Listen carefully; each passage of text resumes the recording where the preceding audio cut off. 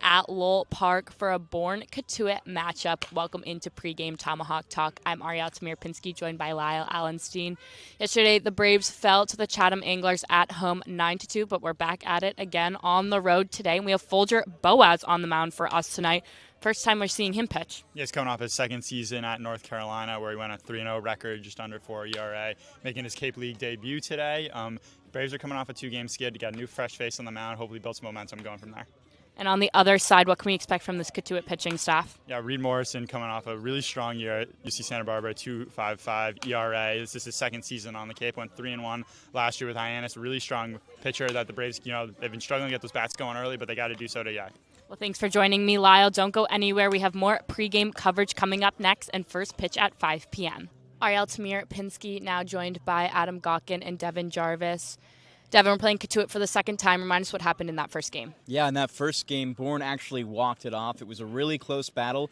Cotuit brought out all the stops on offense. Rintaro Sasaki RBI to tie the game in the 8th made it really close. Bottom of the 9th, we saw Braden Holcomb hit a walk-off base hit. It was an awesome game. Bourne now travels here to Cotuit for their second time playing them on the season, and it's only the first time all season that Bourne has seen an in-division opponent on the road.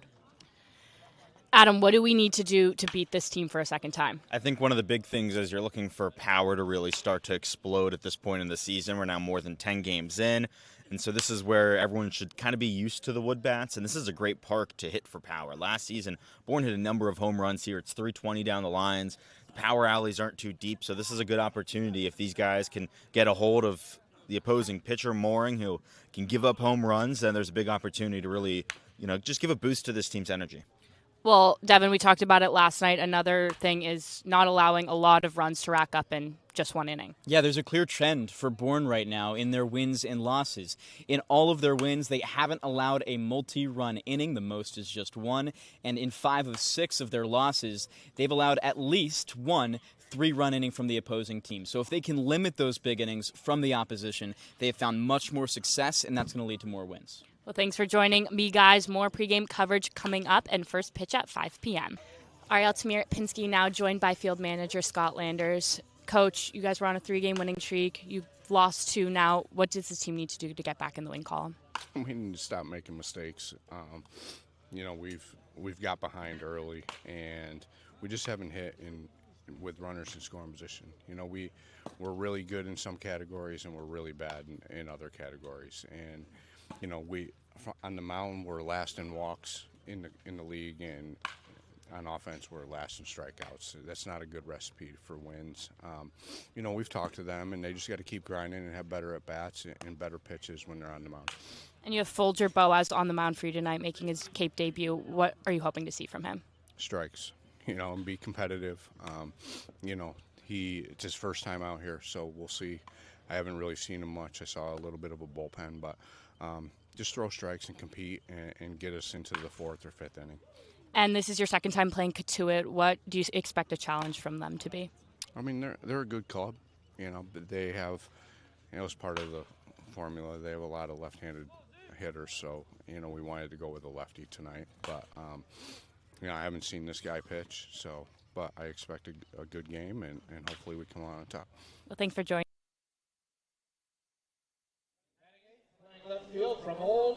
For the first time all season, Bourne goes on the road for an in-division opponent. Here at Lowell Park, it's the Braves and the Kettleers to square off in just 10 minutes. Devon Jarvis alongside Adam Gotkin for your coverage on Cape League TV and the Bourne Braves Broadcasting Network. Thanks for hanging with us on this Saturday evening game. Should be a fun one. Like we mentioned, the first time Bourne goes on the road in division. Also the first time Bourne sees the beautiful Lowell Park here in Cotuit, Massachusetts. Adam, Bourne hasn't been playing the best these last 2 games, but this presents a game against Cotuit, a fantastic opportunity to get back on track. A big get-right chance for Bourne today. The Kettleers come into this game just 2-8-1. So this is a squad that has really been struggling. Bourne has already beat them this season. And this is a game that the Bravos really need to win to avoid yet another 3-game losing streak. Luckily, I think that Bourne definitely has the advantage on the mound. We'll see Folger Boas get the start, who is an absolute stud. Folger was the Friday guy at North Carolina in his true freshman season before getting hurt. Had an ERA under 4 for the Tar Heels this past season, mainly out of the bullpen. But that was a starting rotation that was one of the best in the ACC, one of the best in the country. So he is an absolute stud, and I'm very excited to see what Folger does today. It feels like with him starting, this is definitely a game that the Bravos should be winning. Yeah, that last game, as you mentioned, with Folger here, he's going to be a really special addition. Only got here a day ago, 2 days ago. But let's talk about that last game, Adam. It was back last week, Sunday, 6 days ago. Bourne ended up winning that one with a final score of 5-4. It was a Braden Holcomb walk-off base hit to drive John LeGrand in from second base. The most exciting finish by far of the season for the Braves. And it came in with some really good defense, some really good offense. And that was the last time we've seen that real magic come, that in the game after against Orleans.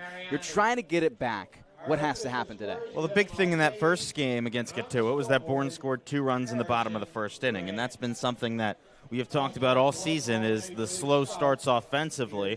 So that's going to be a big one today. Can you get going in the first inning? Yesterday, it took until the third for Bourne to score its first run, and it was already down 4-0. So getting on the board first, taking the lead, playing with the lead is key for this team. Something we talked a lot about yesterday, Adam, was both big innings and the free passes. The free passes have been really prevalent all season, but they just can't happen. Bourne has allowed 59 total runs this season. That ranks 9th in the entire Cape League, 10th. Of those 59 runs, 24 of them got on with a hit. The rest were free passes, whether it be errors, walks, hit by pitch, fielder's choice, drop third strike.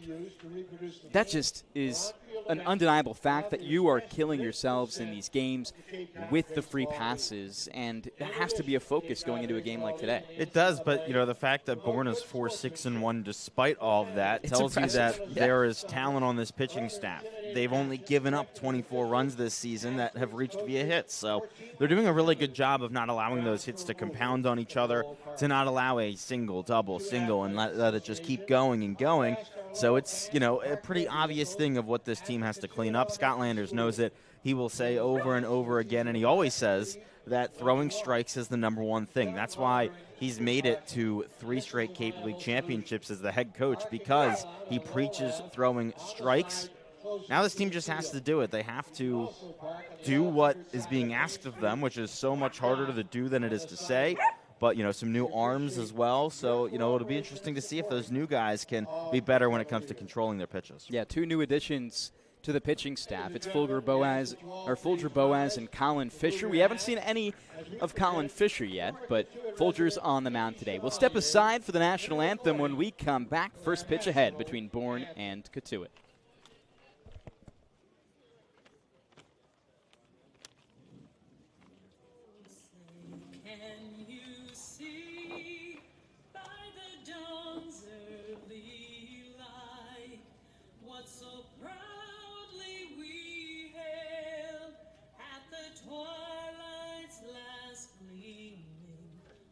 Broad stripes and bright stars through the perilous fight. For the ramparts we watched were so gallantly streaming, and the rockets' red glare, the bombs bursting in air, gave proof through the night that our flag was still there. Oh, say does that star-spangled banner yet wave o'er the land of the free and the home of the brave. Former Cotuit resident Nikki Shavadi. Thanks for sticking with us here on Cape League TV and the Bourne Braves Broadcasting Network. Before we get ahead in this game, Adam, why don't we get to know the starting lineups for both sides? First up for the visiting Braves, Riker Waite back into the leadoff spot. He's playing shortstop. Batting second is the center fielder, John LeGrand. He's played in every game this season, as has the number 3 hitter and third baseman, Cade Lewis. Batting cleanup is the catcher, Weber Niels. In the number 5 spot, another guy who has played in all 11 games. It's the right fielder, Braden Holcomb. Behind him, the designated hitter, Logan Hughes, one of this team's top bats. He leads the Braves in home runs with 2 of them. Batting 7th is the second baseman, Gavin Kelly. 8th, the left fielder, Campbell Smithwick. And 9th, the first baseman, Jacob Craig. Folger Boaz gets the start for the Bravos, his first start of the summer. On the Cotuit side of things, Jaron Avincula bats leadoff and plays second base. He just committed to Georgia Tech, last year's Cape League batting champion. Dean West bats second, the left fielder making his debut at the Kettleers at UCLA. In the number 3 spot is the shortstop, Ryan Farber. Batting cleanup is the designated hitter, Jack Natalie. In the number 5 spot is the center fielder, Andrew Wiggins. He leads the Kettleers in OPS. Batting 6th is the third baseman, Camden Johnson. In the number 7 spot's the first baseman, Anderson French. The number 8 spot, right fielder, Case Sanderson. And batting 9th is the catcher, Luke Lavin. Reed Mooring gets the start today for the Kettleers, his second start of the summer. He gave up 2 runs in 4 innings, his first time out exactly a week ago in a 3-1 loss to Hyannis. So it's Mooring and Boaz, your starters for today on both sides. We talked about Folger Boaz just a little bit before. We'll refresh your memory. In his time at UNC, he had his sophomore season cut short due to injury, but in his time with the Tar Heels, a 3.9 ERA, 30 innings pitched, 1.6 whip, 18 walks, and 30 strikeouts. Mooring has seen time both at UCSP this most recent season in his junior year and on the Cape. At UCSP, he had a 2.5 ERA and 17 2/3 pitched, with a 1.25 whip, 12 walks, and 21 strikeouts. Only one time out here on the Cape so far. He earned himself a 4.5 ERA in 4 innings pitched with a 1.25 whip, 2 walks, and 4 strikeouts. Bourne will be batting first. You heard those lineups just a moment ago. Riker Waite leading things off. He once again returns to that leadoff spot. We saw him 9th in the lineup last time, but he's been a really special talent, returning to the lineup yesterday after a short injury break. But this entire lineup that Bourne has constructed, I don't know if there's a team in the league that has more consistency with the players they put out in their starters than Bourne. We talked about it just before, but 4 players have played in every single game. It's definitely something that can be looked at as a big positive with what Scott Landers has done this season, to have 4 guys who have played in every single game. And they've been able to mix up the designated hitters to make sure that not everyone has to play in the field every game. But you'd imagine as the year goes on, more players come in, that some of those guys are eventually going to get a day off. But, it's never a bad thing to have a core group of players in this league. Yeah, Bourne just added a lot of names to their roster recently. Ryan Cooney, Jacob Craig, Nick Groves, Gavin Kelly, all recently just joined the Braves, making their starting lineup debut in Monday's game against Orleans. Kahio Aloy just arrived to the Bourne lineup. He flew into Boston this morning. He was taking batting practice today. I think he had 5 home runs at him. The power he has is just incredible. We mentioned as well Folger Boaz, as well as Colin Fisher, getting those additions. There's still even more names to join this Bourne roster, but it's been very interesting to see how much consistency we've seen. When you look at those new names, Adam, is there anybody that's particularly exciting for you to see if they can get more playing time? Well, I think one of them is Folger Boaz, seeing him getting back into a starting rhythm today, because, he's a guy who was a starter in his freshman year before getting hurt, and then mainly came out of the bullpen this last season. So now he's got a chance to get back on the bump as a starter, and we'll see how he can do settling into games. And I think he's just a really exciting player. He's got great arm talent from, a really, really big school. So he's going to be a really fun player to watch, the left-handed pitcher out of North Carolina. Folger is making his start just 3 days after arriving to Bourne. Scott Landers wasted no time to get him on the mound, and we'll talk about Reed Mooring as well for just a moment. 7 appearances in his last season at UC Santa Barbara, 5 of them starts in a season interrupted by injury. But he should be a really fun guy to watch out there. Like we mentioned, only 1 game before. He's a righty, as Cotuit will now take the field in their white uniforms with maroon hats, maroon pinstripes, and black numerals on the front, on the back of their jersey, and letters in black on the front. Bourne get their starting lineup going in just a moment. They're wearing their gray pants with navy blue jerseys, red numbers on the back, red lettering on the front with their red hats. Your defense for Cotuit looks like this. In left field, Dean West, Andrew Wiggins in center, Case Sanderson in right field. Camden Johnson plays third base. Your infield from left to right starts with him. Ryan Farber at short, Jaron Avincula at second base, Anderson French at first, and Luca Lavin behind the dish catching for Reed Mooring. It's going to be really interesting to see what Reed Mooring can do in this game. He's got a really deep pitch arsenal: fastball, curveball, changeup, slider, cutter, splitter. Really goes with those first 4 pitches, but it can mix in the cutter and splitter whenever he wants to. As you said, was injured for a lot of this past spring, so he didn't get that much time. When he first pitched out here on the Cape, his return from injury, he gave up a 2-run home run in the top of the first inning. So that's going to be key here for Bourne if they can try and get on him early, because after that home run, Mooring settled in. Riker Waite will be the first batter for Bourne.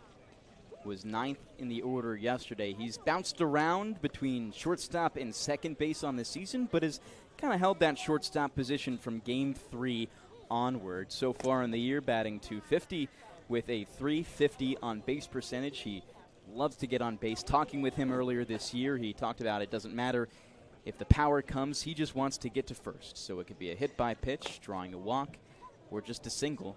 He is satisfied with just helping this team in any way he can. He's also a speedy guy, so exactly who you want to lead off your order. John LeGrand batting second, also one of those players. And batting third is Cade Lewis, who is batting .324 on the year and just seems to have a great eye for the baseball to put it in the outfield for base hits. So as Mooring gets set, we're about a minute away from first pitch here at Lowell Park. A beautiful park here in southwestern Cape Cod. It's basically a baseball park planted in the middle of a forest, so there's trees all around. Your dimensions are 320 feet to left field, 397 feet to center, and also 320 feet to right field.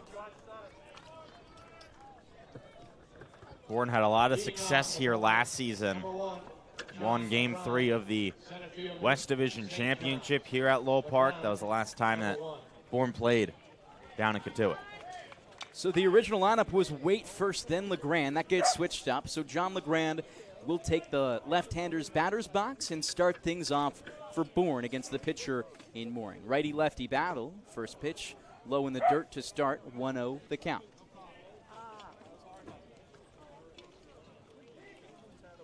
LeGrand out of St. John's is draft eligible this summer. He's been a favorite for scouts. The 1-0 pitch. Fastball low and away.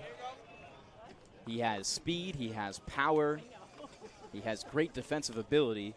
Is the center fielder for the Bravos this evening. The 2-0 pitch. Fouled left and back. 1 ball, 2 strikes here in the top of the first inning. Brand also a very positive player. You talk to him, and his enthusiasm for the game of baseball is just contagious. The 2-1 from Mooring is called in there for strike number 2. Count squares up at deuces with no outs and no one on in the first. LeGrand will dig back in, crowding the plate from the lefty's batter's box. Waves his lumber, choking up on it by 2 inches. The pitch is cracked and chopped to the right side. Avincula fields, sidearms to first to get the out. Number 3, the shortstop from Vanderbilt, Riker Waite now slides in.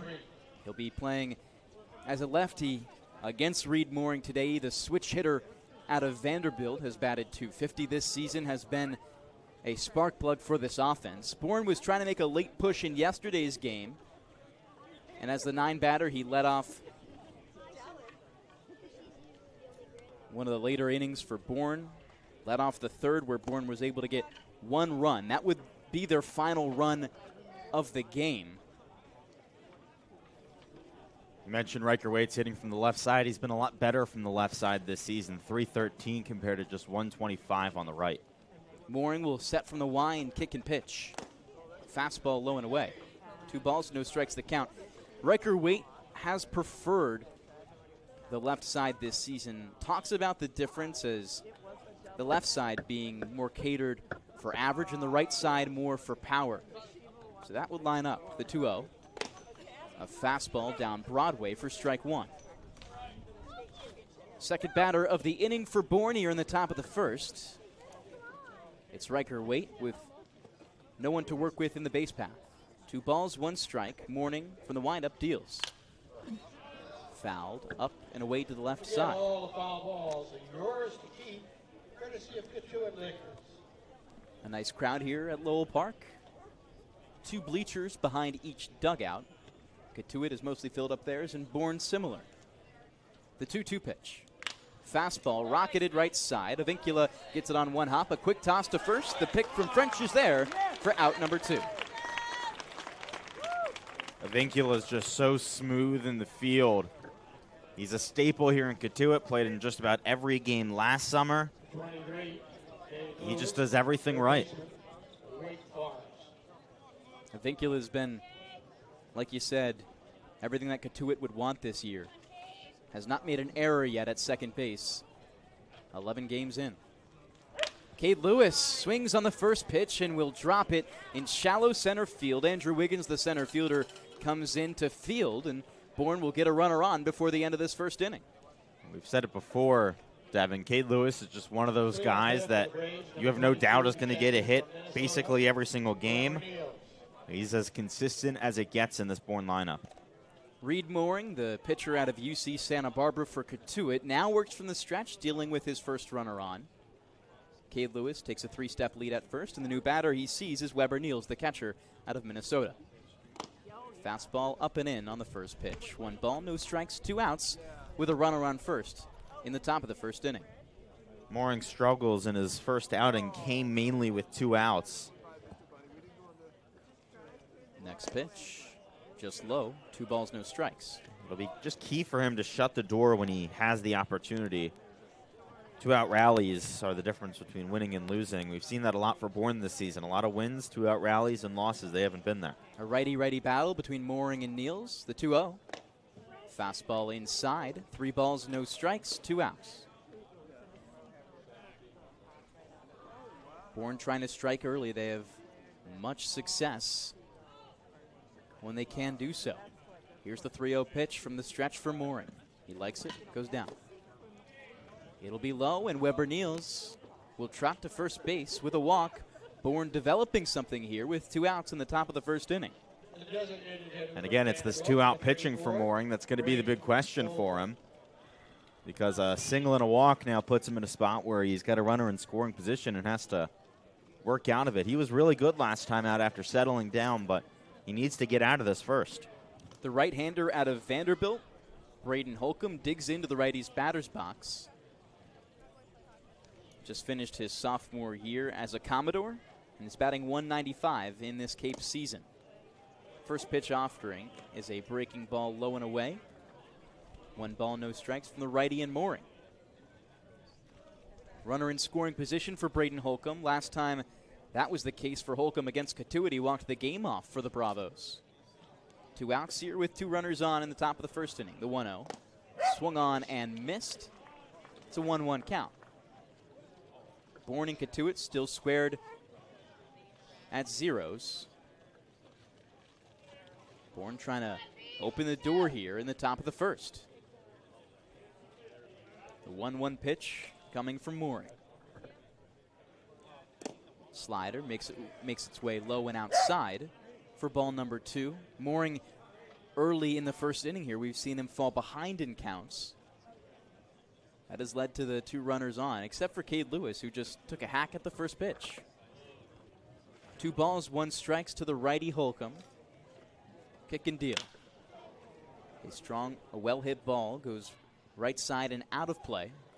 2 balls, 2 strikes, and 2 outs. Runner on second is Cade Lewis. On first is Weber Niels. Logan Hughes on deck. Gavin Kelly in the hole.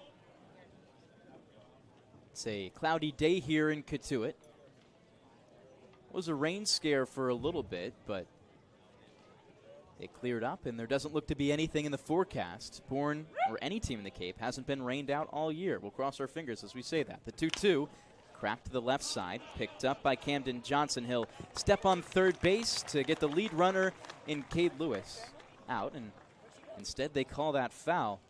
Fooled me and fooled the crowd. Went off the foot of Holcomb and bounced pretty hard off his foot considering it got to the third baseman.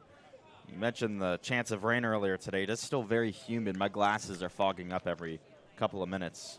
So that's going to make an impact on this game. It's high level of humidity. Balls could be flying today. We'll do it again on the 2-2 count. Holcomb digs into the right side after fouling one off his foot. Still runners on 1 and 2 in the 0-0 ball game. Mooring from the stretch, works on the first base side of the rubber, deals on the breaking ball, and gets a called strike 3. Bourne will put up a 0 in the top of the first inning, and will step aside here for the bottom of the first coming up, with Cotuit bringing their bats out for the first time today on the other side.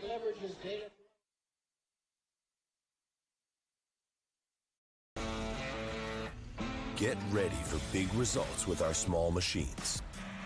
With more power, performance, comfort, and savings.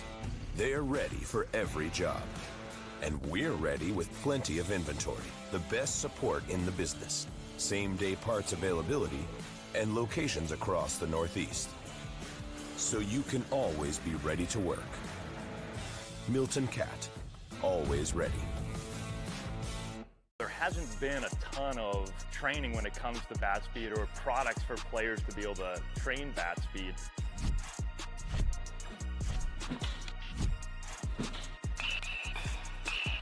You can improve your bat speed and reach your goals working 10 to 15 minutes a day on this a couple of times a week. That's a no-brainer for every player.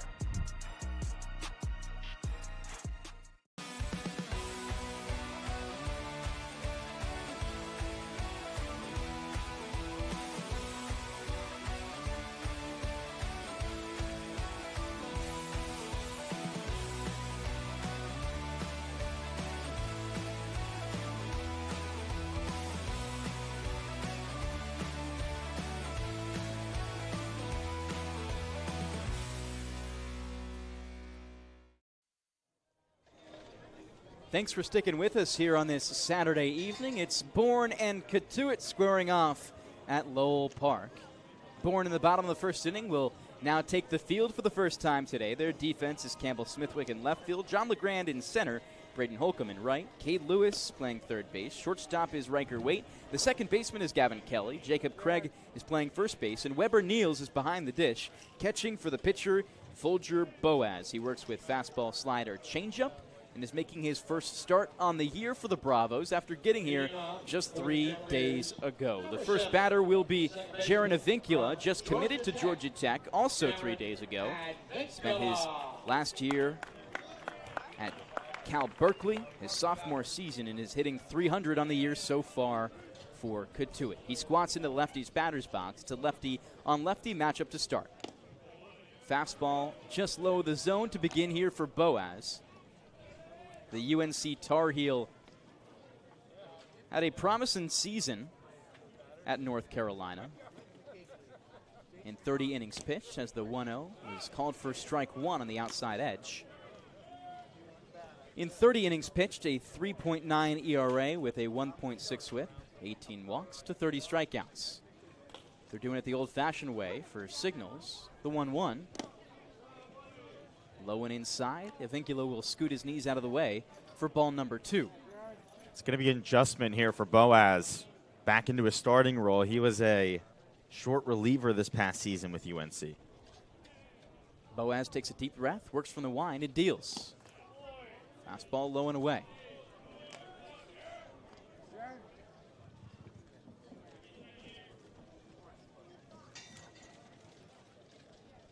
Wind is picking up here. It travels from left field to center field as Boaz kicks and deals on the 3-1.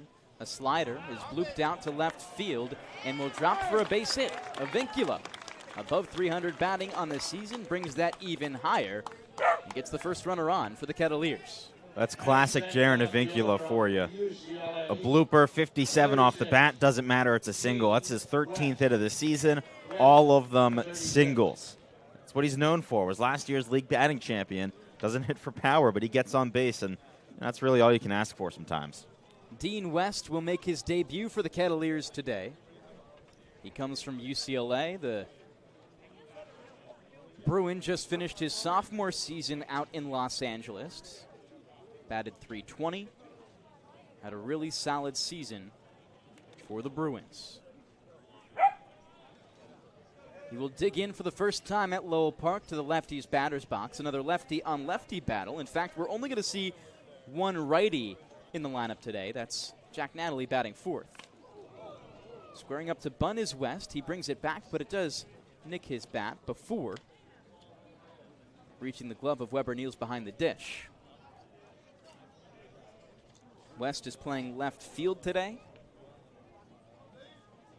Coming out of high school was the number 74 prospect in the class of 2023, and overall he was 14 in California. Here's the 0-1. Fastball down low. 1 ball, 1 strike. Runner on first in Avincula. It's pretty active in the base path. 8 steals on the season. That's quite high. Just 11 games, now 12 in. 1 ball, 1 strike, no outs. Runner on first. Boaz gives a look from the stretch. He will look over to first. Catch there by Jacob Craig. He places the tag and tosses it all the way back to Boaz on the mound. Boaz has his UNC baby blue, light blue cleats. Carolina blue. Carolina blue, true. The 1-1 is right back up the middle. That one will get through for a base hit. Avincula thinking about third, stutters back into second base after it's fielded by LeGrand in center. Well, it's 2 opposite singles, 1 bloop, 1 rocket off the bat, 57 and 97 miles an hour that get the 2 base runners on for Cotuit, and that's how this team gets its offense going. They do not hit for power. Just 3 extra base hits this season against lefties. New batter will be Ryan Farber from the right side. He's a switch hitter out of Auburn. First pitch, Farber squares to bunt, brings it back, and takes it for ball number 1 as a fastball is outside. It's Avincula in scoring position at second base, Dean West at first. And Farber is hitting .244 on the season, has played in every game for the Kettleers so far.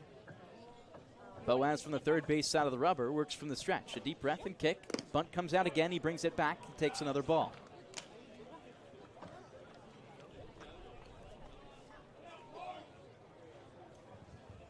Farber looks back to their home dugout on the third base side, where Lauren Hibbs, the first-year head coach, gives him a sign.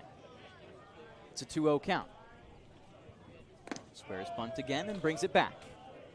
3 consecutive balls for Boaz on the mound. He's dealing with some adversity in his first start as a Bravo.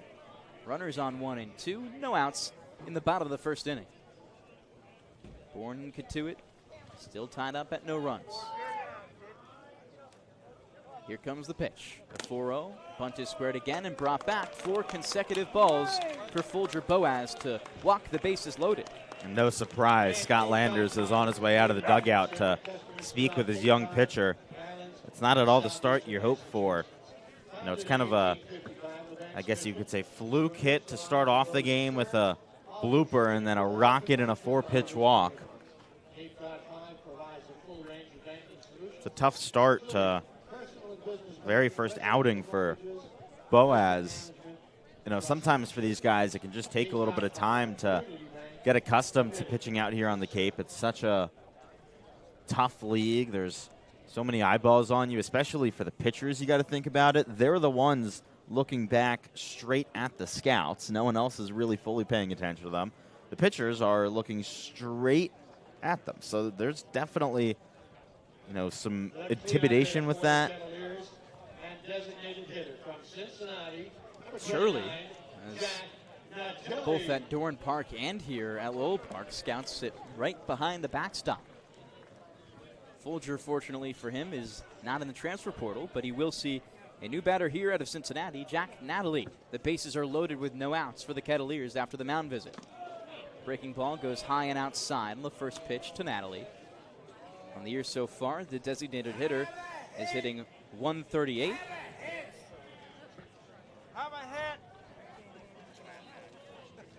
Cotuit looking to strike early in this one. Bottom of the first inning, game tied at 0. 1 ball, no strikes, no outs. Pitch is in there for called strike 1. Bourne is 0-4 this season when giving up a run in the first inning. Don't want to fall behind early today. Talked about those trends in the pregame. It's pretty evident for Bourne. It's a 1-1 count for Boaz as he sets from the belt and pitches. Changeup goes low and away. Swing and a miss for strike 2 on Natalie. Middle infielders are playing back, so Bourne would take a double play over a run score, or take the double play instead of going for the out at home. Here's the 1-2 from the stretch. Slider outside, misses for ball 2.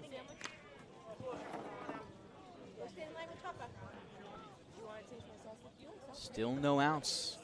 Cotuit has a lot to work with here in the first inning. 2 balls, 2 strikes. Natalie sets in from the right side against the lefty in Boaz. From the stretch, he works. Low and away for ball number 3. The count runs full. Now the pressure is on for Boaz. Outfield play at their standard depth. Infield the same. If anything, the inner infield a little bit back, looking to turn 2. Here's the payoff pitch. Fastball runs in. It fouls out of play. Wind now is going directly out to left center field. Natalie on the season only has 1 extra base hit no extra base hits. 1 RBI on the year, though. Full count pitch coming again for Boaz. He deals.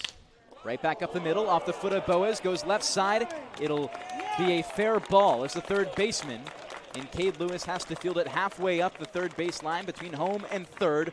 The runner comes home in a vincula to bring the door open for Cotuit. They lead 1-0. You hope to God that Boaz is okay, because that was 93 right back up the middle off the foot. Usually those cleats have pretty decent padding if it hits in the right spot, so it kind of just bounces off, but it's something you still definitely feel. You know, at the end of the day, in terms of the baseball that came out of that, it's not the worst thing in the world that it hit him in the foot. If that ball gets to the outfield, then 2 runs score, so you save 1, but now you just have to hope that the pitcher's okay, especially Boaz in his first outing of the summer. He's right off his left foot. He's twisting his ankle around. He'll throw a few practice pitches to make sure he's okay. It's the back foot for Boaz, too, so it's the one that he's putting all the pressure on to then release his momentum forward. Scott Lander's out there on the mound. He's joined by our trainers as well. And after 1 pitch, Boaz says he's okay to resume. And now Andrew Wiggins, the center fielder in the transfer portal, will dig into the left-hander's batter's box. Boaz is going to take a couple more to reset here, but the bases remain loaded. On third base, it's Dean West, Ryan Farber's on second, and Jack Natalie is on first base after his RBI grounder to get the scoring going. First pitch. Slider in the dirt. Good block by Weber Niels behind the dish to keep it in front. And a time is called by third base umpire Vinny Mariani. And they're going to say that Weber Niels used his face mask to stop the ball from moving away, which is a balk. And that's going to bring home a run for Cotuit.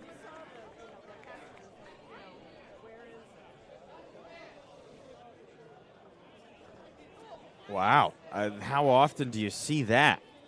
Not a balk for anything that the pitcher did, but the umpire at third base, Vinny Mariani, I should say, says that Niels used his face mask to stop the ball from moving, and so He calls the balk. However, the runners are staying, or no, the runners have moved, and that's just, those things that you really do not want to happen, just those mental mistakes.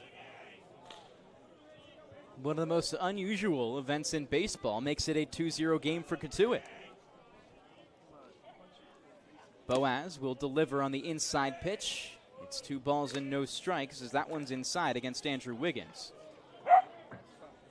Now, we saw this happen a couple days ago, too, with the Mets. Just 3 days ago, where their catcher also collected the ball with his face mask as the 2-0 goes in there for ball number 3. That's the only reason I knew that was the rule, Adam. It's Francisco Alvarez.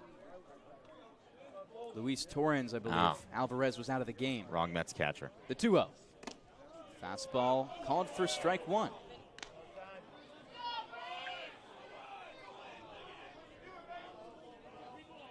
Three balls, 1 strike, the count.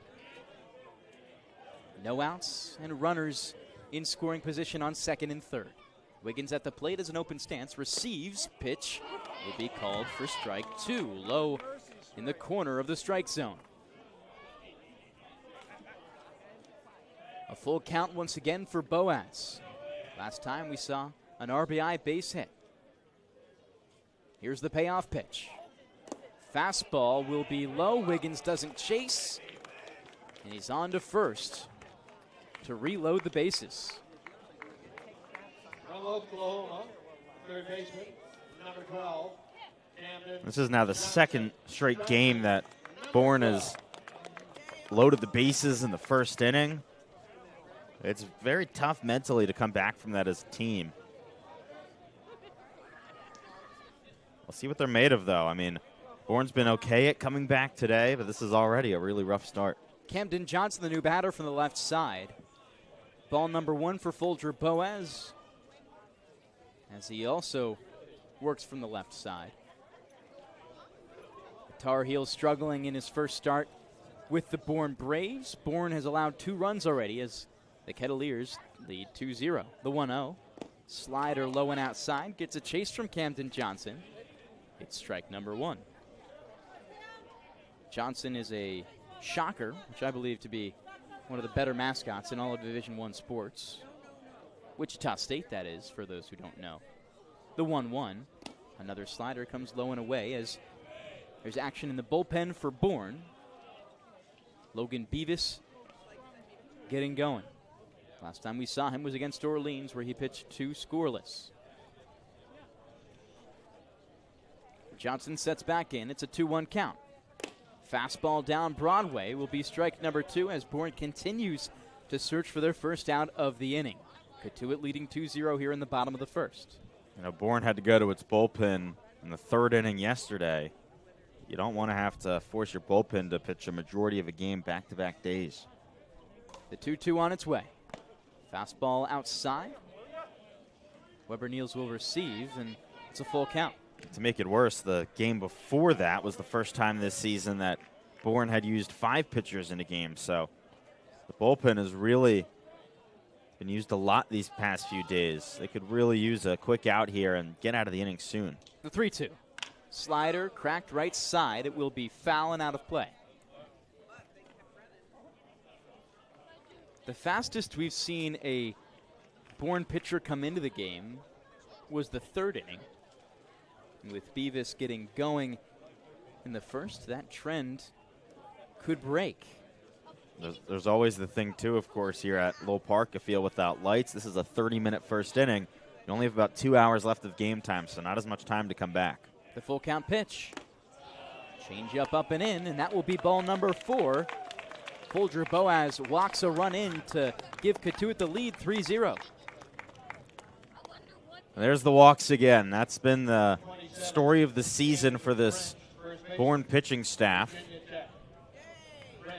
It just seems to be a never-ending issue. Bourne leads the league in walks, and it's really not even close. They have more than 10 than the next team, and you just can't win games when you continuously walk batters. And another mound visit for Scott Landers, which will end the day of Folger Boas. Cotuit gets 3 runs, still have no outs here in the bottom of the first. We'll tell you all about the new pitcher when we return on the Bourne Braves Broadcasting Network and Cape League TV.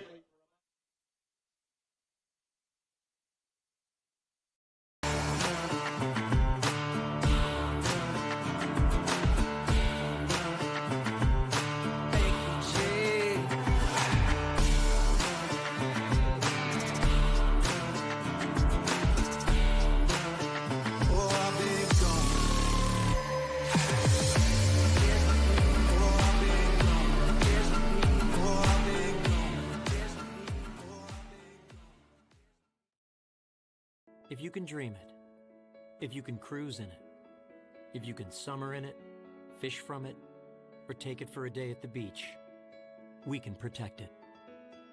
The Baldwin Group, protecting the possible. Here at the Mass State Lottery, we know there's no bigger win than the $1 billion we provide each year to support all 351 cities and towns in Massachusetts. Now that's how we all win. The Mass State Lottery. Welcome to the state of winning. Get ready for big results with our small machines. With more power, performance, comfort, and savings, they're ready for every job. And we're ready with plenty of inventory, the best support in the business, same-day parts availability, and locations across the Northeast. So you can always be ready to work. Milton Cat, always ready. There hasn't been a ton of training when it comes to bat speed or products for players to be able to train bat speed.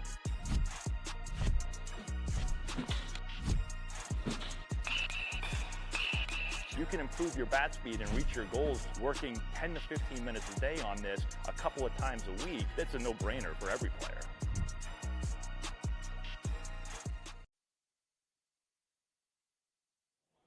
Scott Landers makes a call to the bullpen as we're here at Lowell Park on Cape League TV and the Bourne Braves Broadcasting Network. Thanks for hanging. Devon Jarvis alongside Adam Gotkin. Folger Boas, the starter for Bourne, will not last the first inning. Logan Beavis comes into the game in relief, and he's inheriting 3 runners on the base path and starts his day against Anderson French, the lefty out of Virginia Tech. Not the greatest start you could ask for from Folger Boas, but the game's not completely out of reach, still only 3-0. Anderson French, the first baseman for the Kettleers today, steps into the left side, and the righty in Beavis works from the stretch. Bases are loaded. It's Natalie on third, Wiggins on second. The pitch comes home, high and outside for ball number 1. On first is Camden Johnson. Devin, it really is incredible just how short the leash is for these pitchers out here on the Cape. Now, last night I was watching the Nationals-Angels game. Ball is cracked to the right side, picked up by Kelly, flipped over to second, and they're going to get the double play. Well, that's huge. That changes really things help. up. And the run comes home, so it's 4-0 Cotuit. University of Nebraska, Anderson, number 28. But as I was saying yesterday, in Major League Baseball, watching that Angels-Nats game, the leash that they have on starting pitchers is unbelievable. The Nats starter went 4 1/3 and gave up 8 earned runs. The Angels starter went 4 innings and gave up 8. First pitch, a breaking ball in there for strike 1 against the lefty out of Nebraska, Case Sanderson. Of course, you compare that to the leash that we see here on the Cape. 3 runs and not even out, you get pulled. Logan Beavis works with a 5-pitch mix. It's an 0-1 count. He kicks and deals. High and outside on the fastball for ball 1. It's a fastball, slider, curveball, changeup, cutter. 90% of the time he works with the fastball, slider, and curveball.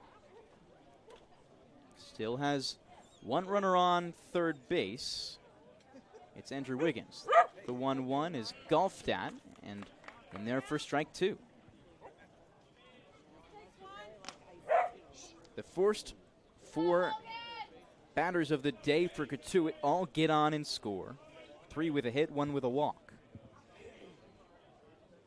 A deep breath for Beavis on the mound, trying to get out of this fast.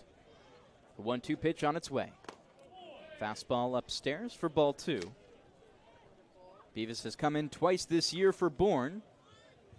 In Game 5 against Hyannis, he relieved starting in the 3rd inning, pitched 2 1/3, and allowed 2 earned runs on 1 hit.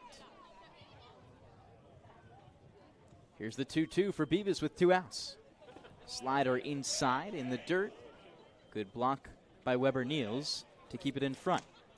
Game 9 against Orleans, he also came in. That was 5 days ago on Monday. In relief in the 8th inning, he pitched 2 innings. No hits, no runs. Here's the 3-2 for Beavis. Trying to shut the door. Breaking ball just misses inside. Runners on the corners now as Case Sanderson makes his way to first base. Bourne has now thrown 4 walks already here in the 1st inning.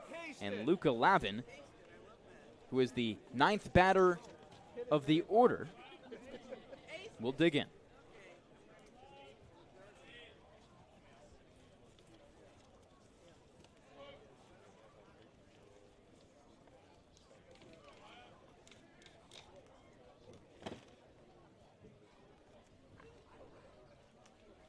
Beavis deals a slider on the outside for ball number 1.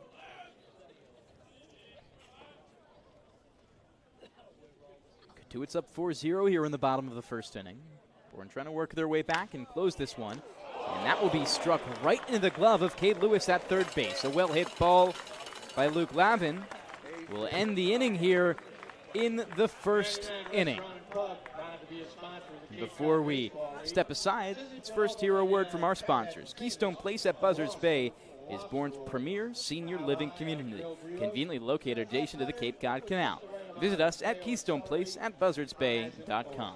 Marty Chevrolet, your dealer for the people, proudly supports the Bourne Braves baseball team.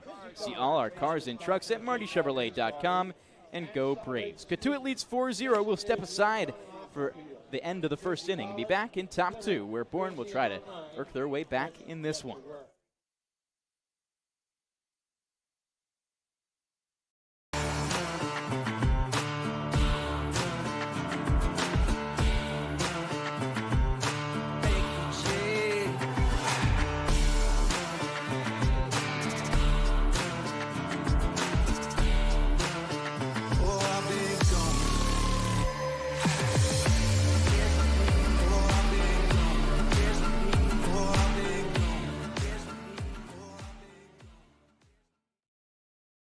If you can dream it, if you can cruise in it, if you can summer in it, fish from it, or take it for a day at the beach, we can protect it.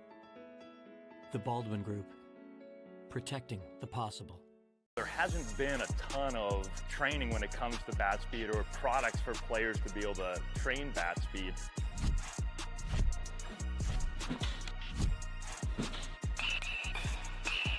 You can improve your bat speed and reach your goals working 10 to 15 minutes a day on this a couple of times a week. That's a no-brainer for every player.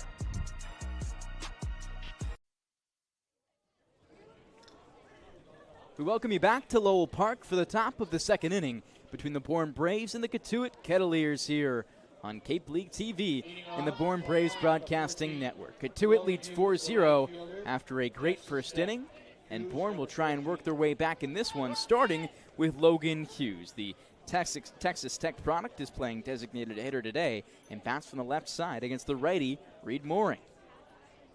Mooring from the windup out of UC Santa Barbara gets set for first pitch. Fastball in the bottom of the zone for strike 1, and Adam Bourne so far this year has yet to win a game when they've been down multiple runs. They've yet to win a game allowing more than 1 run in any inning for the opposition, and it's been a clear trend as Logan Hughes hits a hard ball to the right side. It's pocketed by Anderson French as he steps on first for out number 1. Bourne, in 5 of their 6 losses so far this year, has allowed an inning of 3 or more runs. So all the signs tell us based on what we've seen, that this won't be a win for Bourne, and they're going to have to pull out something they never have this season if they want to come back and win. I mean, it's still so early. It's just 11 games into the year.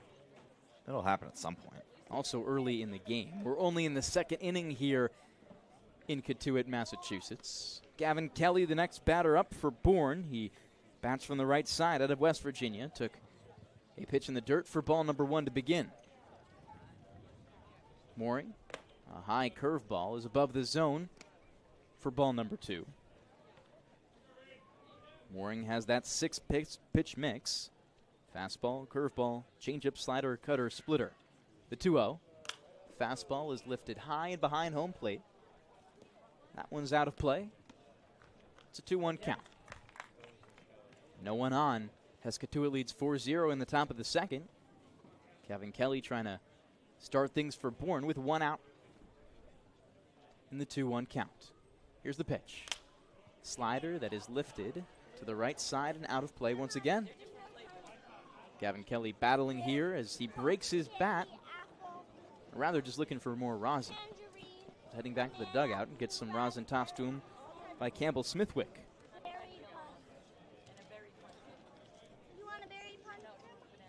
Kelly batting .333 on the year. Is only playing here in his 4th game with the Braves.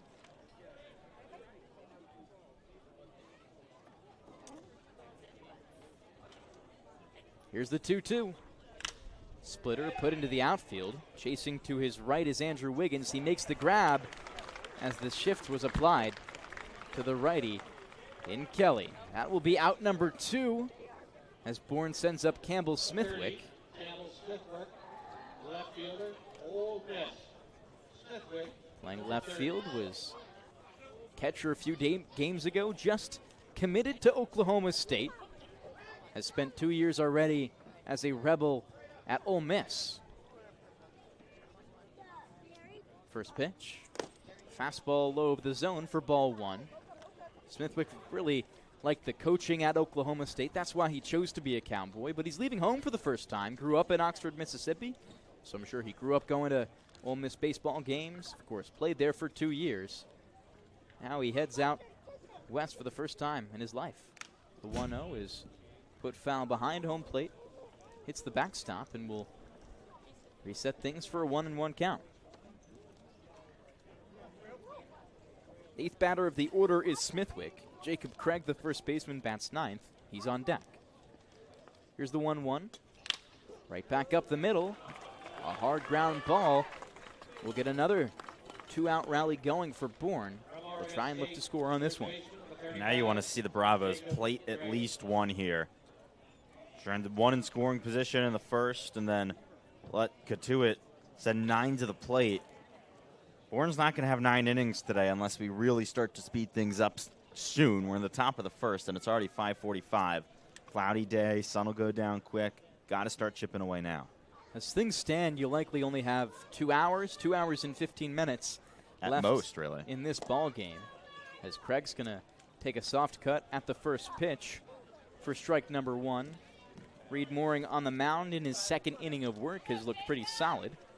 No runs so far, only he's allowed 2 hits and has a strikeout. He works in the stretch with Smithwick on first. Craig in the batter's box squats in to the right side. The 0-1 is lifted high and behind home plate for strike 2. We've had 2 games end due to darkness this season. One was at about 7:30. That was a cloudy day like today at YD, and then the other closer to 7:50. A bit of a cloudy day then, but the sun was out. That was at Brewster. It's been about a week and a half since both of those games, so the sun will be out a little bit later in the day as Craig puts another one high and back and out of play. I guess we're losing sun now. We were halfway in between. Summer solstice about a week ago now. It's June 28th today. No, I don't really know why. Sometimes it switches between June 22nd and June 21st, but here we are. The 0-2. Golfed and put high behind home plate. This one has a chance for Lavin. He's up against the netting, but it will be out of play once again, this time landing in the Bourne stance.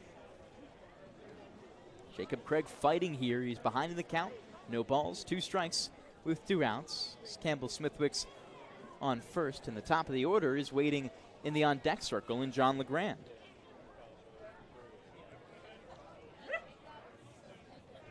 Only one Bourne player has gotten on with a walk, 2 with a hit. Here's the 0-2 coming from Mooring out of the stretch.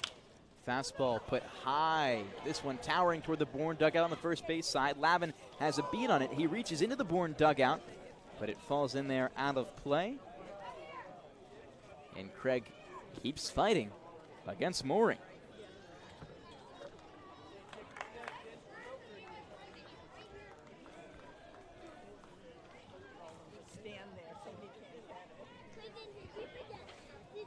Craig out of Oregon State.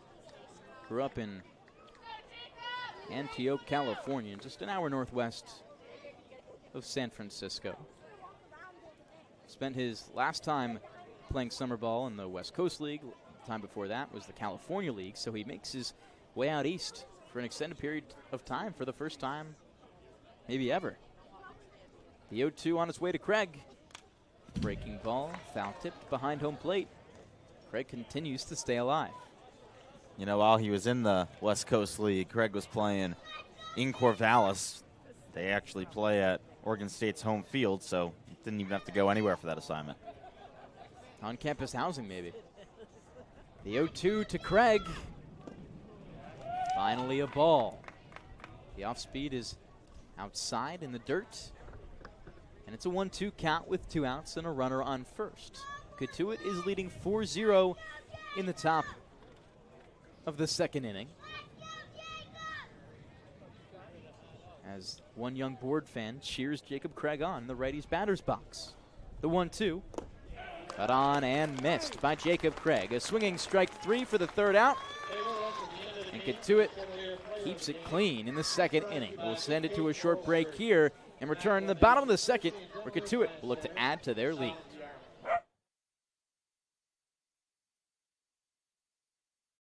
Here at the Mass State Lottery, we're known for our monster wins. But there's no bigger win than the $1 billion we provide each year to support all 351 cities and towns in Massachusetts. In our game, we know that supporting local businesses and helping communities is how we all win. Because at the lottery, we're all playing for the home team. The Mass State Lottery. Welcome to the state of winning. If you need to dig, lift, move, grade, clear, or cut, pump, weld, clean, light, and just about anything else, dial up the rental source for the newest and the most reliable equipment in New England. Staffed with equipment and construction experts. Milton Rents, your local source. You can make any bat feel lighter by adding a velo puck knob. Instead of having to go get a whole entirely new bat, you can simply add the puck to it. Players can use this with any bat. It's basically going to shift the weight of the bat a little bit more towards the hands. Players are able to hit the ball a lot harder just by simply adding the puck on.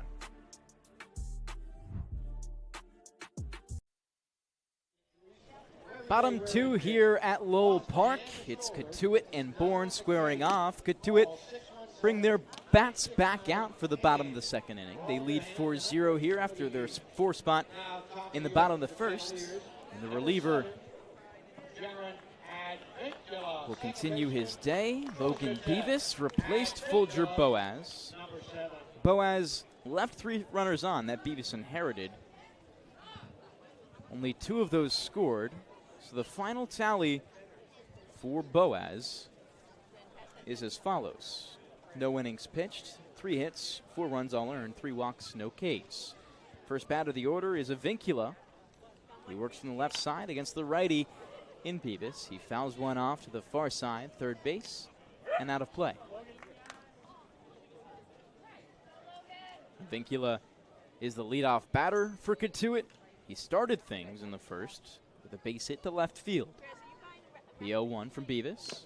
Breaking ball, foul tipped by Avincula. It's in the dirt and in there for strike number 2. That's one that Avincula wished he had back. Tell the frustration after he fouled that off. He thought he should have gotten a better swing off. Was the batting champ last year in Cape Cod. He windmills his bat low in the zone and squats in for the next pitch. The 0-2. Fastball lifted high to the left side. Out in left field, Smithwick on his horse. He lets it drop at his feet before scooping it up. And Avincula into second base. Earns himself a double.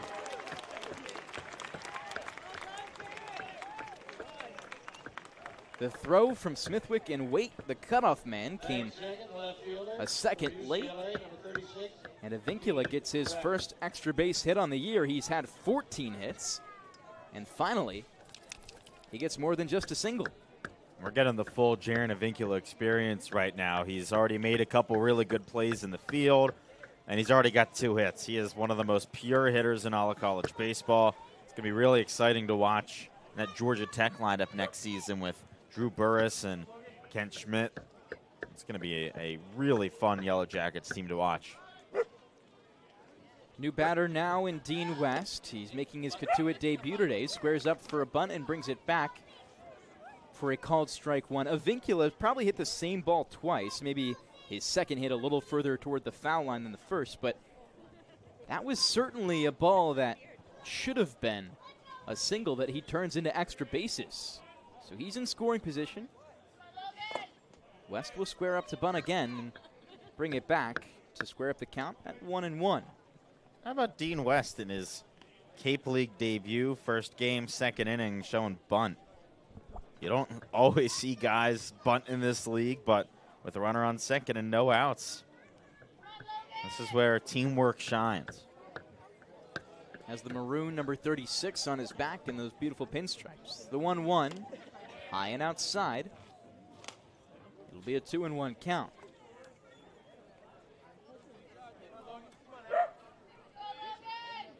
Not a bad average or OPS for West. 1,000, 2,000, respectively. 1 for 1. See if he can keep that going. The 2-1, bunt again, brings it back, a called strike 2.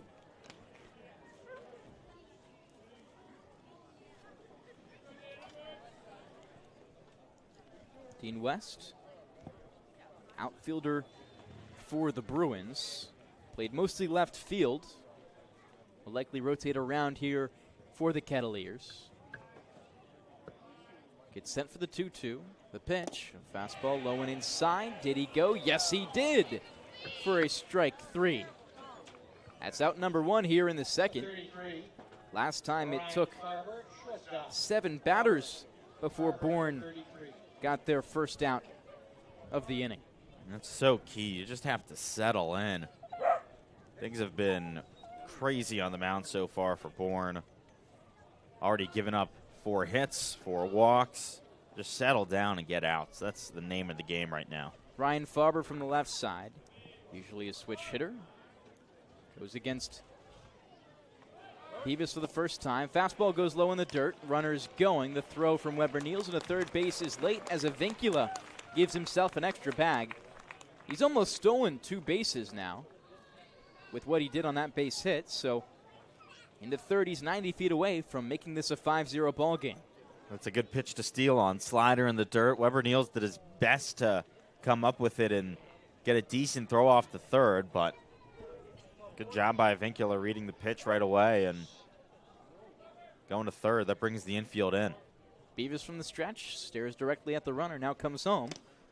1-0 off speed is above and a bit too high for ball 1 against Farber.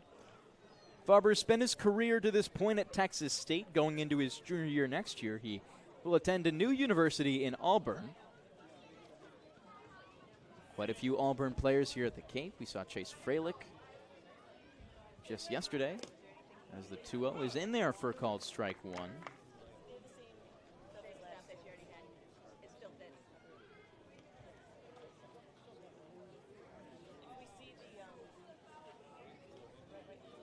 Farber waves his bat in the left side, crowds the plate, and Beavis comes home with a 2-1. It's in the dirt. Good block by Niels. The aggressive runner in Avincula on third base is staying put.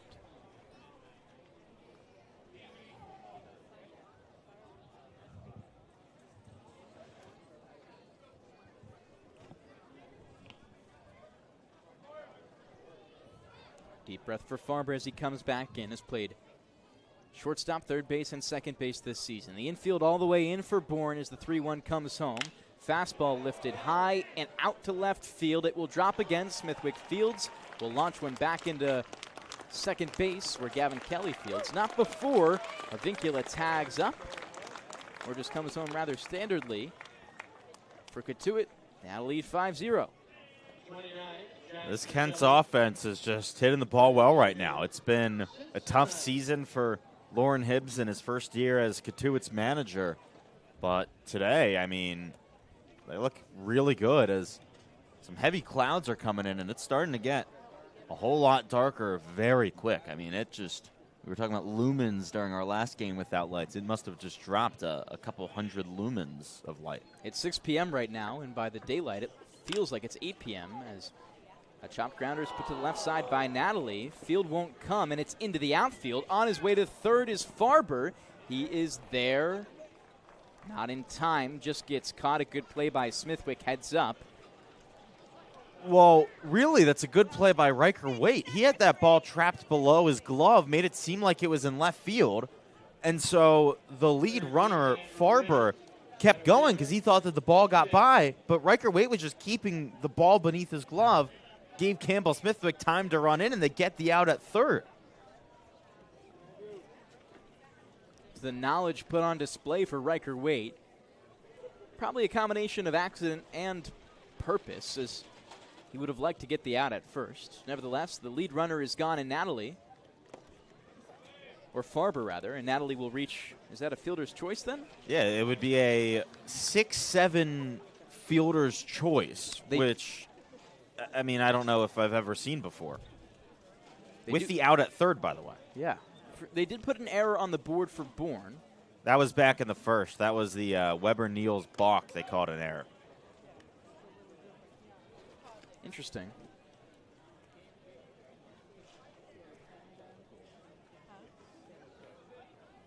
New batter will be Andrew Wiggins. Last time got on with a walk. He was stranded at second to end the first. It's a 2-0 count to Wiggins. Kick and deal from Beavis. Fastball going outside, but in the zone for strike one.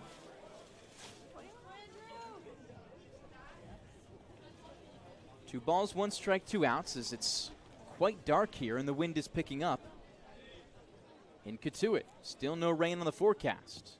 The 2-1 from Beavis, working from the stretch. Natalie's on first. Kick and deal. Low and inside. That one's going to go all the way back. Niels will get it. And Natalie with an easy trot all the way to second base.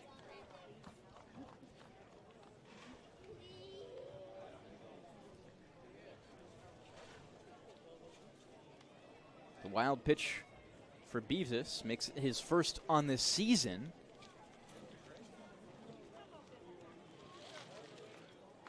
Taking a look at the radar, doesn't look like any rain is coming, but it is just heavier clouds, which is why it's gotten darker. Seems like that could continue for a while now. There's some big clouds coming in soon. 3-1 now over to Wiggins with 2 outs. The pitch comes low again. It pops up behind Niels. He finally fields. Natalie goes. He doesn't make the throw as the walk will be given to Andrew Wiggins. I don't know why Niels didn't throw that to third. It felt like he had picked it up in time, but just decided to pocket the ball. I also thought that he probably could have made the throw. By the time he had the opportunity to release it, Natalie was halfway from second to third. So runners on the corners for the Kettleers. Camden Johnson out of Wichita State is the lefty batter against the righty in Beavis, who stares at his pitch comm on his left wrist next to his glove.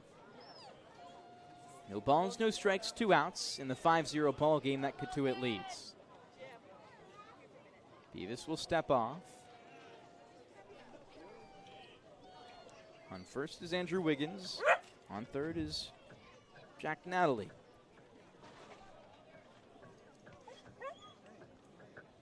The righty-lefty matchup. First pitch, squaring to bunt, is Johnson. He puts one down the first base line and over to first.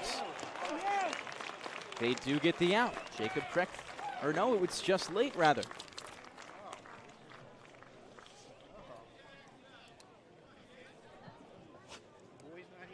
And a base hit bunt for an RBI to make it a 7-0 ball game now. Yeah, perfectly executed drag bunt there by Camden Johnson, the left-handed hitter, so he's got a bit of a head start. He just puts it right down first base side of the rubber, makes it a little bit more difficult for the pitcher to get to. Rather 6-0 instead. Anderson French, the new batter. He swings at a first pitch to make it a 0-1 count.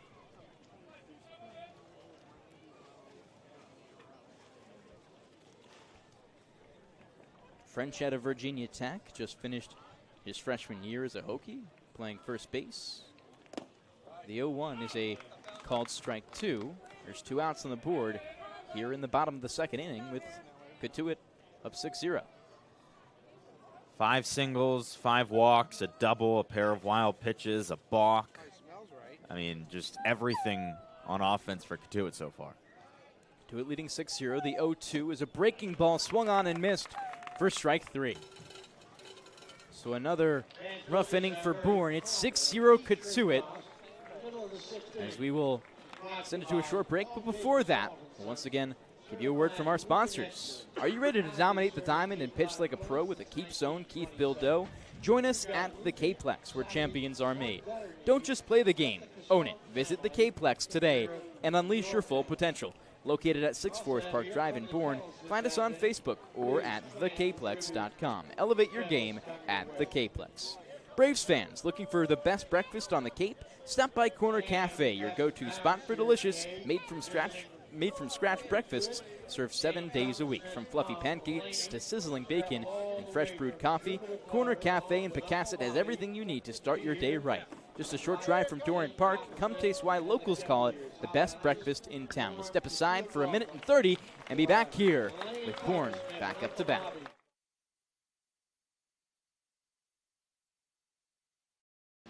Cape Cod 5 is proud to be the official banking partner of the Cape Cod Baseball League.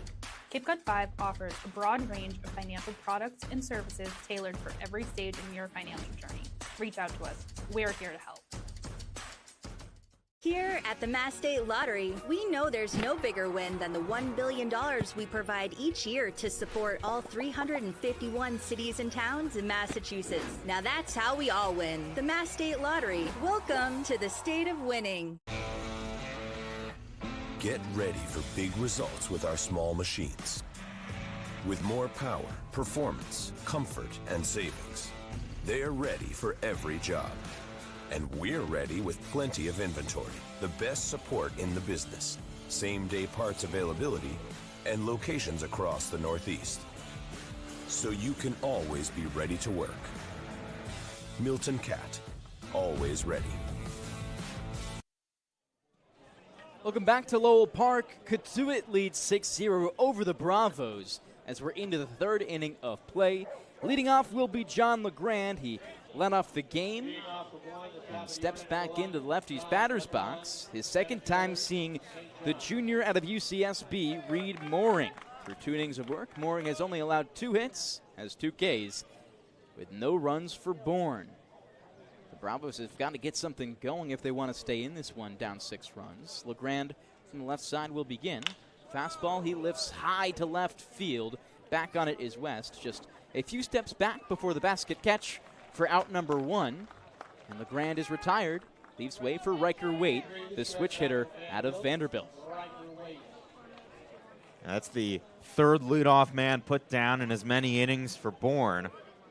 You look at on the other side for Cotuit, where they've had so much offensive success, they're 2 for 2 with the leadoff batters. Both of those leadoff batters for Cotuit also scored. The first pitch to Waite is a fastball on the inside edge of the strike zone for called strike 1.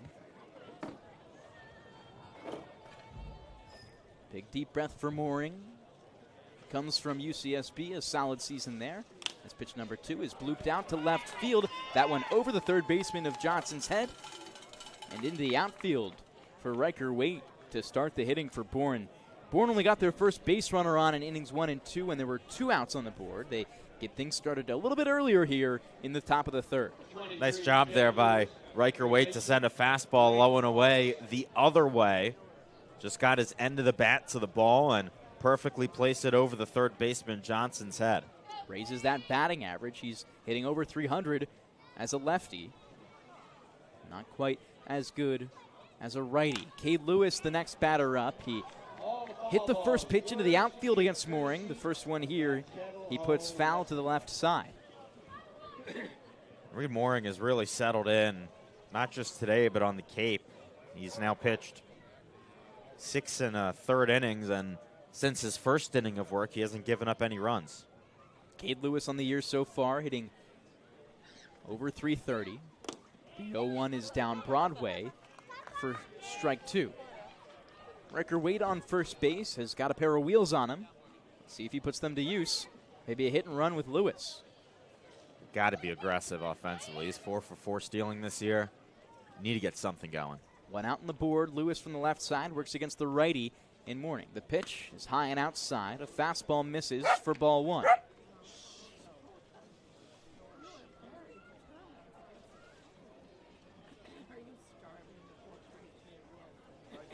Lewis is going to step back in. Comes from Wake Forest, transferred from Butler before that. Hardy has a hit today. The 1-2, he watches, swings, and puts it high and foul to the left side.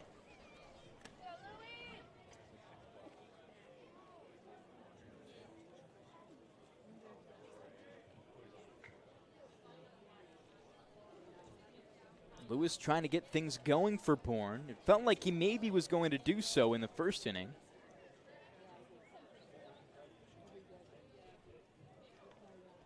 Next pitch as Riker Waite goes. It's a hit and run. Chopped ground ball to the right side, and Riker Waite on his way to second kicks the ball into the outfield. He will be sent back to the dugout with interference. I mean, you just can't get any more unlucky than that. That's how this game has gone for Bourne. You have a balk go against you because a catcher touches a ball with his mask, and then what could be potentially a hit, and if not a hit, at least move a runner into scoring position. It's kicked by the runner. So Lewis reaches after the interference from Riker Waite. Weber Niels, the righty batter, digs in with 2 outs and a runner on first. First pitch from Mooring. Slider high and away.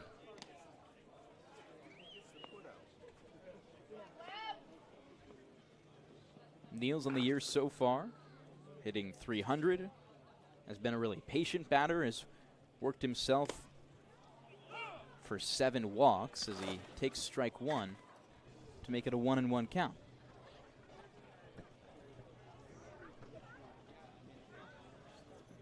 Niels waggles the bat in the back of the righty's batter's box. Here's Mooring on the 1-1, breaking ball upstairs for ball 2. Niels comes from Minnesota, is draft eligible this summer. Very exciting player. One of the older folks in the Cape here, at 22 years old. The 2-1 pitch is knocked to the left side, picked up by third baseman Johnson, taps his glove, fires across the diamond for out number 3. So it's another quick inning for Bourne where they can't put any damage into that 6-run lead Cotuit has. So we'll take a break here on the Cape Cod Baseball on Cape League TV and the Bourne Braves Broadcasting Network. Be back in just a moment for the bottom of the 3rd.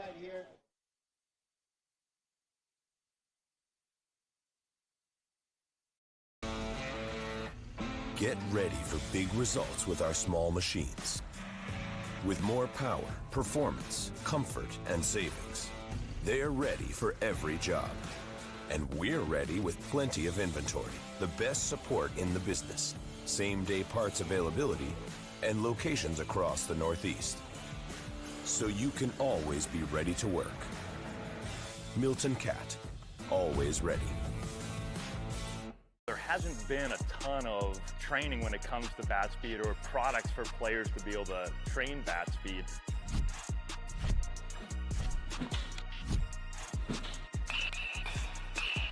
You can improve your bat speed and reach your goals working 10 to 15 minutes a day on this a couple of times a week. That's a no-brainer for every player.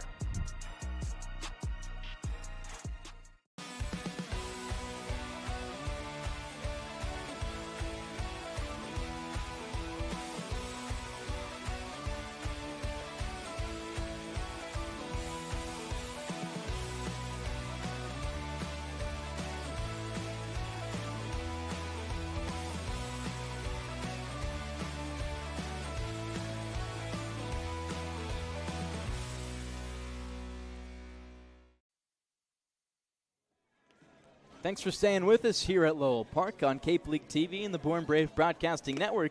It's Devon Jarvis alongside Adam Gotkin for your bottom of the third inning of play between the Cotuit Kettleers and the Bourne Braves. Cotuit leading this game 6-0 right now. Begin the inning with Case Sanderson. 8th batter in the order is already up for the second time today, only in the third inning. Out of Nebraska, playing right field, he steps into the left side against the righty pitcher in Logan Beavis, relieving Folger Boas.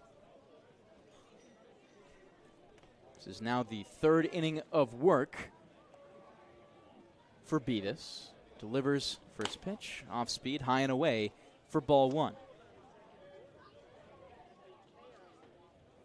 Beavis came in the game with the bases loaded, no outs. Quickly was able to find himself a double play and work things in the positive direction for Bourne, but it's not been pretty still. 3 runs since he's come into the game. Slider is put into the glove of Riker Waite. He snags one that should have been a base hit. A well-struck ball in the middle of the infield, robbed out of the way. Riker Waite continues to just do crazy things like that. I mean, that kid at short is just unbelievable. I don't know how he does it, but he just seems to have a knack for getting to every baseball. Made a great play last inning, faking a ball that went in the outfield that fooled Ryan Farber at third base. Now it's the 9th batter of the order, Luke Lavin. Steps in with 1 out on the board in the 6-0 ball game. Breaking ball for Beavis, top of the zone for strike 1. Luke Lavin out of Stanford is following a leadoff batter put out for only the first time this game. Cotuit not only put their lead batters on in the first and the second, but they also came home to score. The 0-1, another breaking ball, and another strike.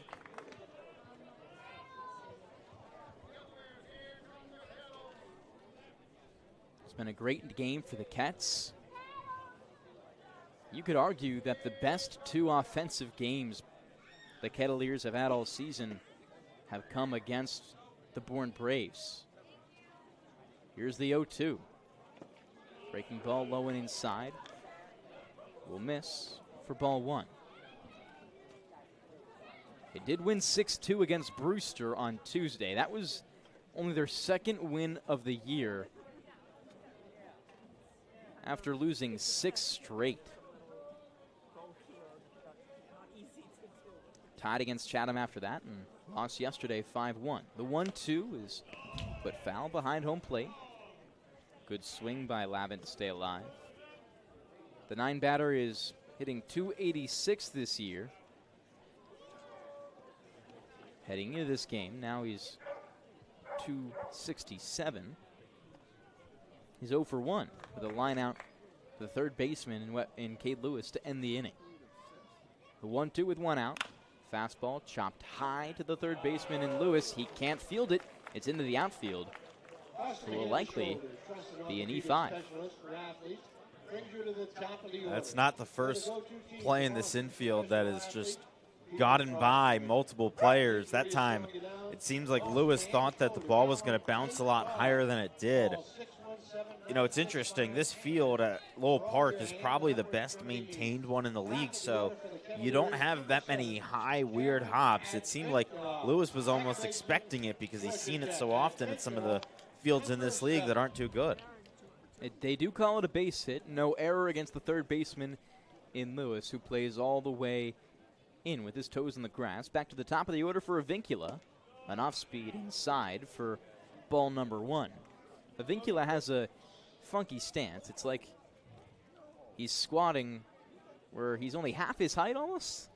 Maybe not quite as much as half, but a lot shorter. As the 1-0 is a fastball inside. Nearly hits Avincula. He moves out of the way for ball number 2, but it definitely makes the strike zone smaller against the left-handed batter out of Georgia Tech.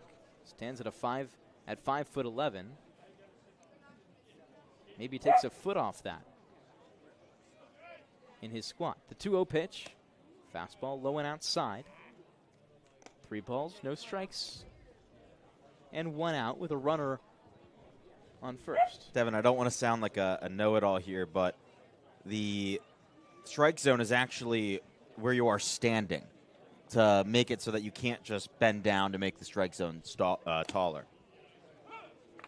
Called strike one. Well, there you go. Usually you'll see hitters do it, mainly contact guys like Avincula, to just, get better bat-to-ball skills. They don't have to move their body as much. We saw Merrick Houston do it last year. It's kind of like slap hitting in softball. With 3-1. Fastball lifted high left side. This one looping. It will drop a few feet foul. I mean, that's why you do it, because it allows you to get bat to the ball just like Avincula did there. That was maybe 2 feet to the left of the line. If it was a little bit further to the right, that would have been his third opposite field single of the day. Because he's already in that stance, he can react later on pitches than almost anyone else. So he just fires those hands out at the last second, is a little bit late on it, but he's not as late as another guy would be because he's so close to where his hands are when he's swinging. Payoff pitch. Runner will go. It's a walk, and Weber Niels doesn't make the throw as he will come to the mound for half a word with Beavis. Only makes it halfway. And now gives way to Dean West to come into the game for his third time up. Make it 6 walks on the day now for Bourne with just 1 out in the top of the third. This pitching staff continues to just not be able to throw strikes on the season. They are all the way up to 75 walks in less than 12 games. Runners on 1 and 2. First pitch to West is a breaking ball inside. There's only 4 teams in the league that have walked more than 50 batters.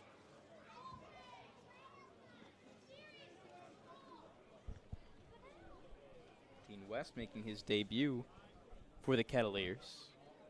Sees the 1-0 and watches it by.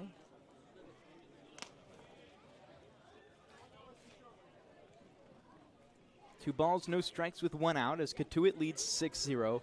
Niels will call time and join Logan Beavis on the mound. Action in the bullpen for the Bravos. It is Landon White getting loose.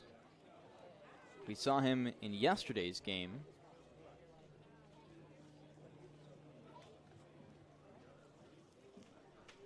White came in as that game was already over towards the very end. He threw the 8th and 9th innings and did it in just 32 pitches. So it would make sense for him to be available again today, especially as a more veteran arm and as a true bullpen guy. It would make a lot of sense for him to be someone that Bourne goes to on back-to-back days. So maybe they see him again. For now, it's Beavis after the mound visit from Weber Niels. 2 balls, no strikes, 1 out. Pitch comes, a fastball called for strike 1 against Dean West. West in his debut, not bad so far. Hasn't seen much action defensively, but got on with a hard ground ball to center field in the first and struck out in the second. 2-1 is right back to Riker Waite. He's trying to field. Bobbles will make the easy out at third base to remove the lead runner. That was Luke Lavin all the way up there, who didn't make the run to third base after the ball came straight at him. Nothing that Lavin could do there.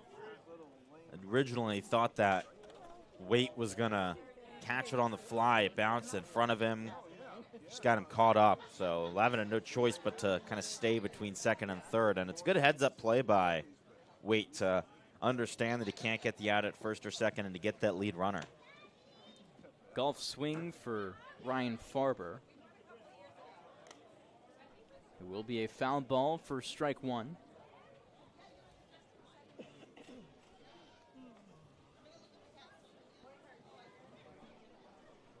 Farber so far today, base hit in the second. Gone on with a walk and scored in the first. No balls, 1 strike, 2 outs here in the bottom of the third inning. Beavis will step off, turn, not make the throw over to second base. Cotuit leading 6-0 right now is bringing the runs pretty high. We're nearly an hour 30 into this one, and it's only been 2.5 innings to this point. The 0-1 is a looping curveball outside for ball 1. Runner on first is Dean West. He reached on the fielder's choice, and Avincula is on second. Cotuit looking to add to their total, put up 4 in the first, 2 in the second. The 1-1 is a fastball knocked right back up the middle, picked up by Riker Waite. He steps on second base for the 3rd out of the inning. So before we step aside, we will read a few words from our sponsors. Gentlemen, tired of unisex salons that smell like chemicals and never quite get your cut right? Rediscover the timeless barbershop experience. Barber pole, sports on TV, great conversations, and a cut that actually suits you. At the Pecasset Barbershop, Kevin brings back the tradition with expert cuts and straight razor shaves in a space designed for men to relax, recharge, and feel at home. Visit Pecasset Hardware at 3369 Barlow's Landing Road in Pecasset. Your next haircut is waiting. Also, from the local, hungry after the game, swing by the local tavern and grill. Bourne's go-to spot for great food, cold drinks, and a welcoming atmosphere. Whether you're craving burgers, seafood, or a refreshing cocktail, the local has something for everyone. Just minutes from the field, see you there after the final pitch. We'll step aside, and when we come back, Adam Gotkin takes over on play-by-play.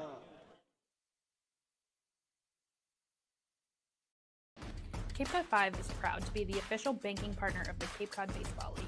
Cape Cod 5 offers a broad range of financial products and services tailored for every stage in your financial journey.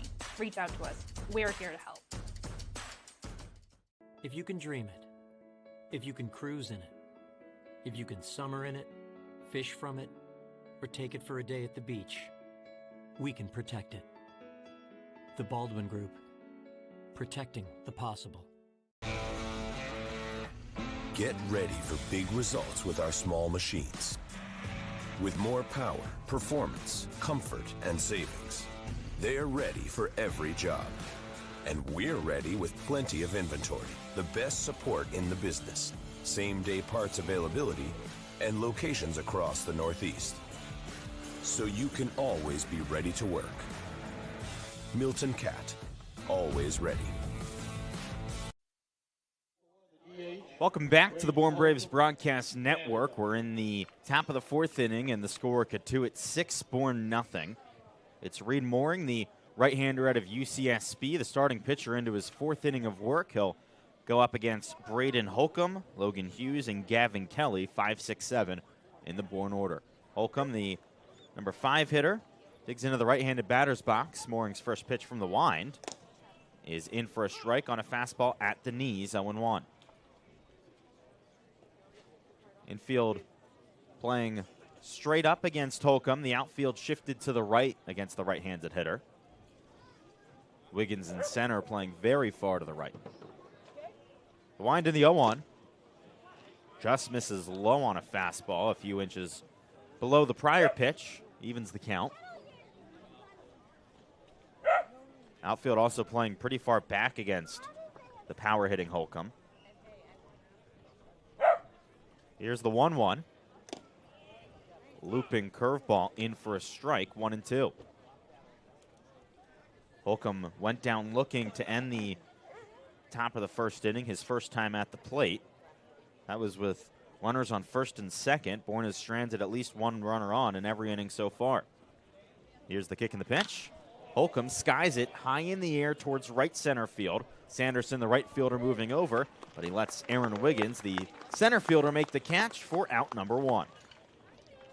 For 14, the right fielder, Logan Hughes. Reed Mooring continues to shut down this Bourne offense. Logan Hughes steps into the left-handed batter's box. The designated hitter grounded out to first base his first time up today.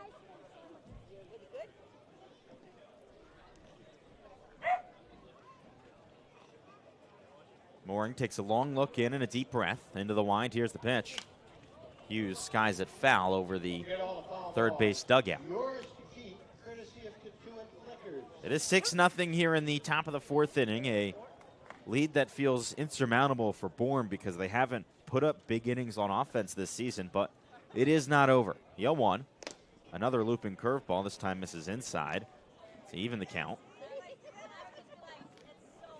Infield shifted to the right against Hughes. The shortstop Farber playing almost behind second base. Mooring winds and deals. Another curveball, this time outside. 2-1.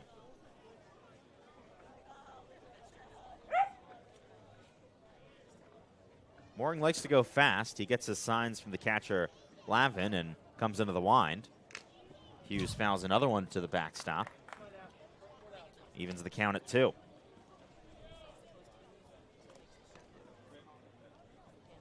Logan Hughes leads Bourne in home runs with 2 of them. They've both come in the top of the 9th inning. Bourne hit a lot of homers here at Lowell Park last season. 2-2 pitch, misses up and outside on a splitter. Count runs full. A lot of the homers here at Lowell Park go out to right and left field, not many to straightaway center. Mooring from the wind, the payoff pitch. Upstairs, outside on a fastball at 93 miles an hour. And Logan Hughes works a walk on a full count. Bourne's got a man on here in the top of the 4th inning, down by 6. Huge for Bourne to be patient in these at-bats. Only seen 1 walk before this, but it's really big for Bourne to develop something here, try and put a dent into that 6-run lead of Cotuit. They really haven't given much of an effort into that yet this game. A pitching visit. It's Joey Lopez out onto the mound from the Cotuit dugout. He's joined by the catcher as well as the entire infield. That was the first walk that Mooring has allowed since the 1st inning. He's been really solid with his control today. Has given up 4 hits, but all of them singles and all relatively soft contact.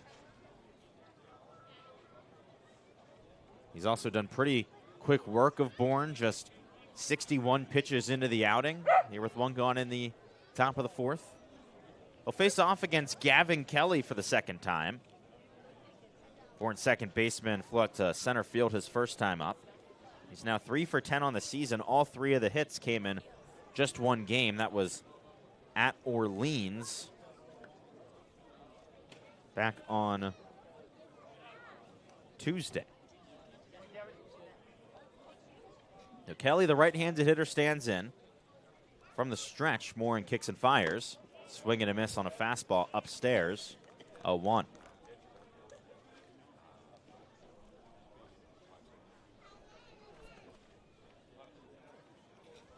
Hughes at first, not very threatening on the base paths. Hasn't attempted a steal yet this season. The 0-1. Upstairs on a fastball. Ryan Buckler, a right-hander out of Florida Atlantic, getting loose in the Cotuit bullpen. Mooring kicks and fires. Curveball upstairs. 2-1 to Kelly. Camden Johnson at third base playing parallel to the bag. Big gap between him and the shortstop Farber with the Cotuit defense in double play formation. Pickoff attempt to first, back in time easy with a headfirst dive is Logan Hughes.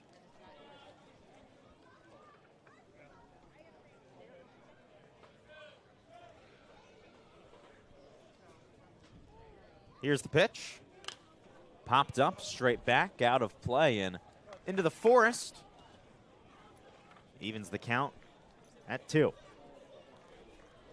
Trees surround this entire field at Lowell Park, and oasis in the middle of the forest, just a short walk away from the beautiful Cotuit Bay. The 2-2 pitch popped up again, out of play, and into the trees. This park is thought of as a gem on the Cape. Beautiful grandstands on both the first and third base side. A big video board in left center field as the 2-2 is laced into right field, and that drops in for a base hit. Hughes stops at second, but Bourne has runners on first and second for the first time since the first inning. I've really been impressed by Kelly in just his short time with Bourne so far. He has great bat-to-ball skills and just gets on base with his bat. He's doing it right there, sticking an account that was well into 6, 7, 8 pitches and earns himself a place on first base. 2 on with 1 out. Bravos down 6-0 in the top of the 4th. It's Campbell Smithwick, the left-handed hitter, up to the plate. First pitch. Fastball in for a strike at 92 down the middle. Smithwick hit a single to center field his first time up back in the 2nd. He was then stranded at first base. A look back to 2nd. Here's the pitch. Another fastball, similar spot, in for a strike, also at 92 miles an hour. Bravos have already stranded 4 runners on today, 1 in scoring position. They've got another in scoring position now. The 0-2. Outside fastball. 1-2. Infield shifted far to the right against the lefty Smithwick, the third baseman Johnson playing off the line. The 1-2. Another fastball. Up and outside, that time 94. All 4 fastballs to start off this at-bat. Reed Mooring to Campbell Smithwick. 2 strikes and then 2 balls. Here's the next pitch. It's a breaking ball hit through the right side for a base hit. Hughes gets the stop sign at 3rd. It's back-to-back singles after a 1-out walk, and the Bravos have the bases loaded here in the top of the 4th. They're starting to see Mooring really, really well now. And with action in the bullpen, that looks like it could be his day. And there it is, Ryan Buckler getting the call from left field. Joey Lopez walks out of the Cotuit bullpen, points out into left field, so the day is done for Reed Mooring, the Kettleers starter, after 3 1/3. He exits with the bases loaded. We'll tell you all about the new pitcher, Ryan Buckler, when we come back. You're listening to the Bourne Braves Broadcast Network on Cape League TV.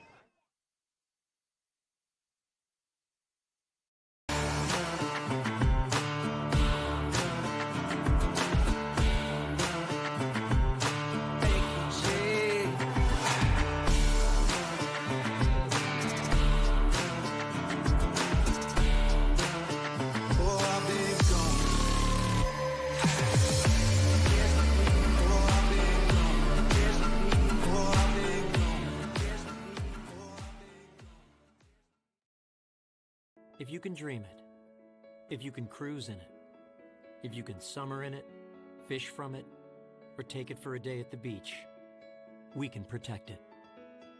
The Baldwin Group, protecting the possible. Here at the Mass State Lottery, we know there's no bigger win than the $1 billion we provide each year to support all 351 cities and towns in Massachusetts. Now that's how we all win. The Mass State Lottery. Welcome to the state of winning. Get ready for big results with our small machines. With more power, performance, comfort, and savings. They're ready for every job. And we're ready with plenty of inventory, the best support in the business, same-day parts availability, and locations across the Northeast. So you can always be ready to work.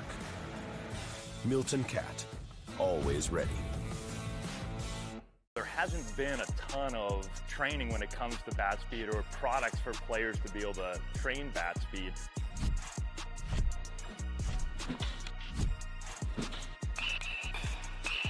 You can improve your bat speed and reach your goals working 10 to 15 minutes a day on this a couple of times a week. That's a no-brainer for every player.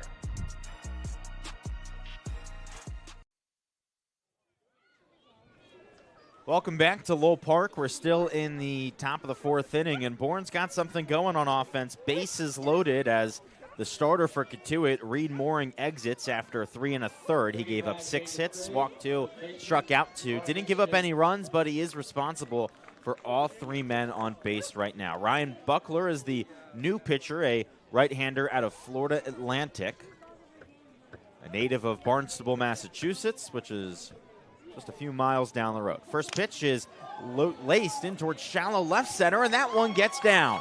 Hughes scores from third. Kelly gets the stop sign at third. It's an RBI single for Jacob Craig, his first hit of the summer, and it's a 5-run game here in the top of the fourth. 3 straight base hits for Bourne, and all of them just solid at-bats and solid pieces of contact. Great for Craig to get on the board. Usually a power hitter, but shows off the contact right there. First hit, also the first RBI of the summer. It sends John LeGrand to the plate. He's got 5 ribbies this year. Base is still juiced with 1 gone.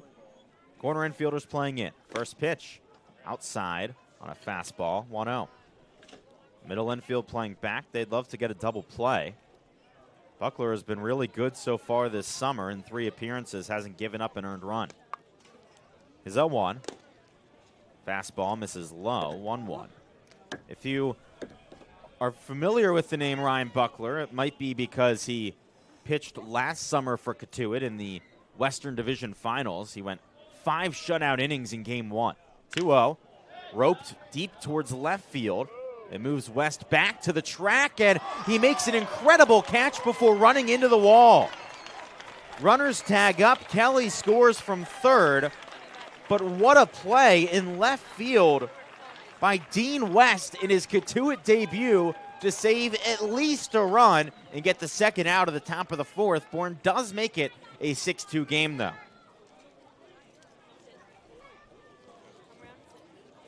Just an incredible play in left field. That would have been at least a double for John LeGrand and most likely would have cleared the bases.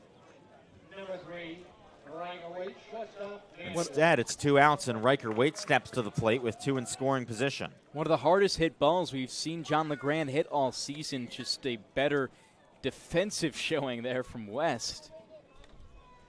First pitch misses low on a fastball, 1-0.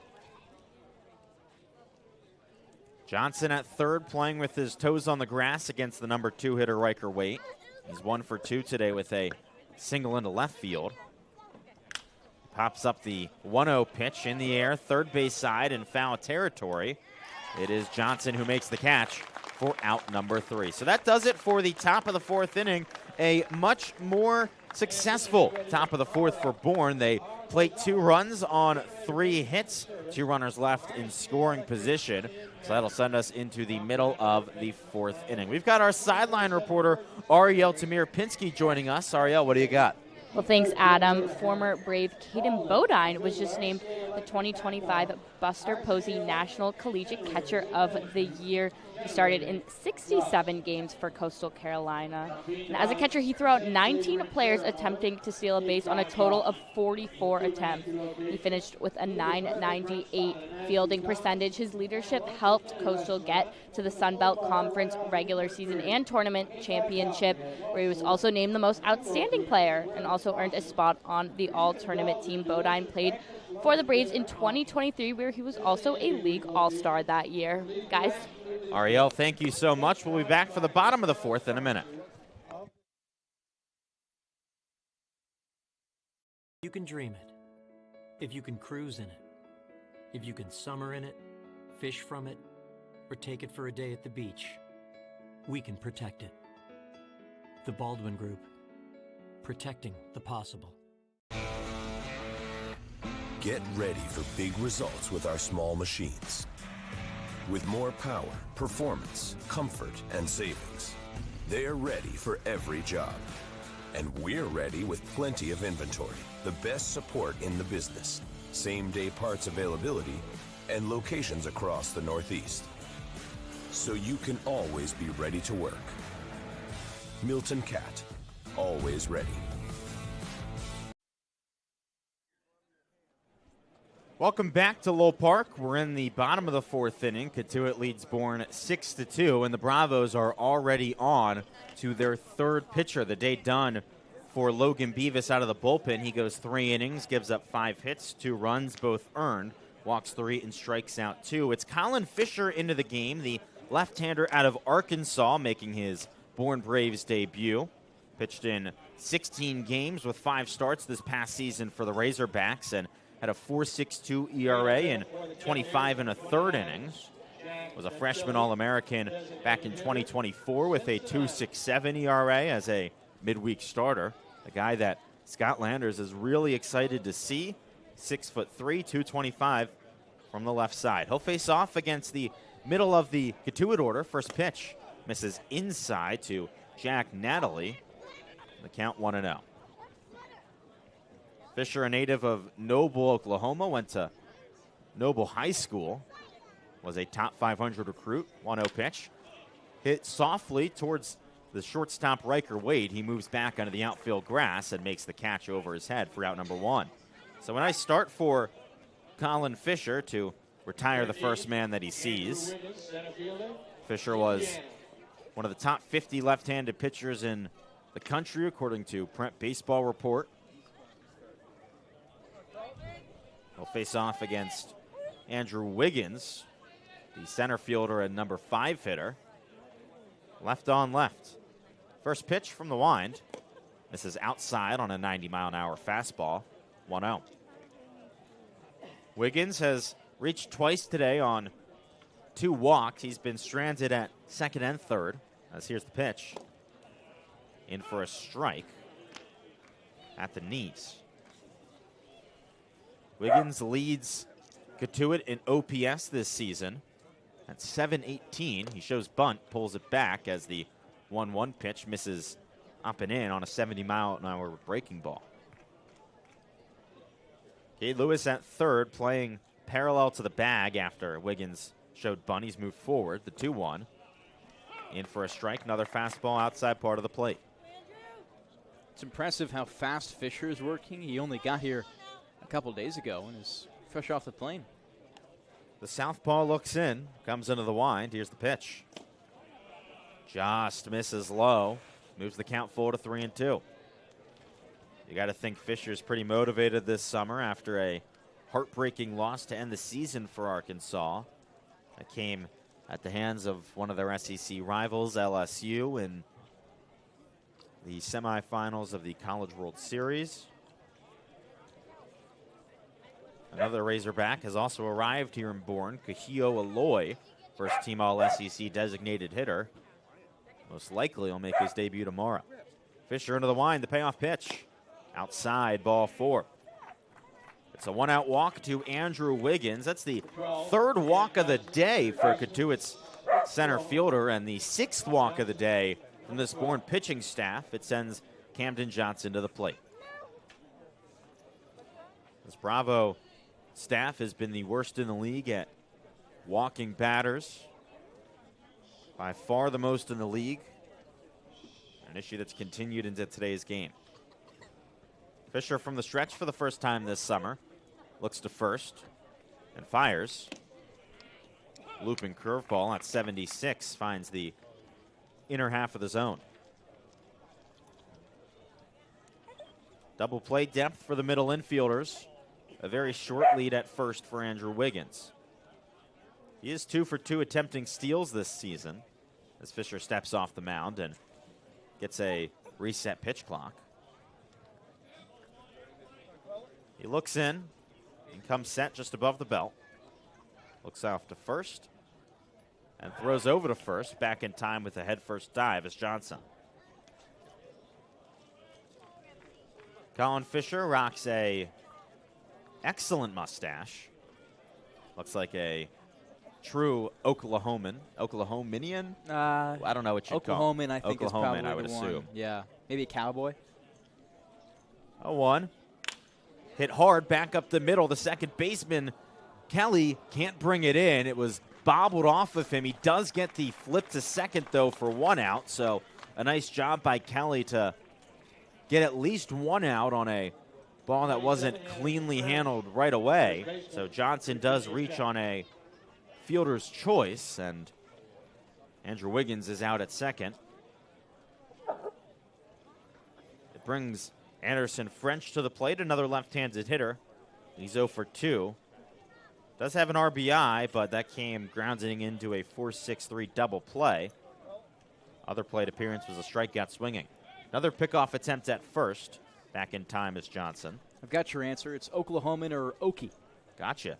Yeah, I was thinking it probably wasn't a Cowboy because that's Oklahoma State's mascot. I wouldn't think the Sooners fans would like being called Cowboys. A look over to first. And a throw over. This time he got him. A successful pickoff attempt at first base. Camden Johnson took too big of a lead. And after a one-out walk and a fielder's choice, it is, I guess, technically a 1-2-3 inning for Colin Fisher, and that does it for the fourth.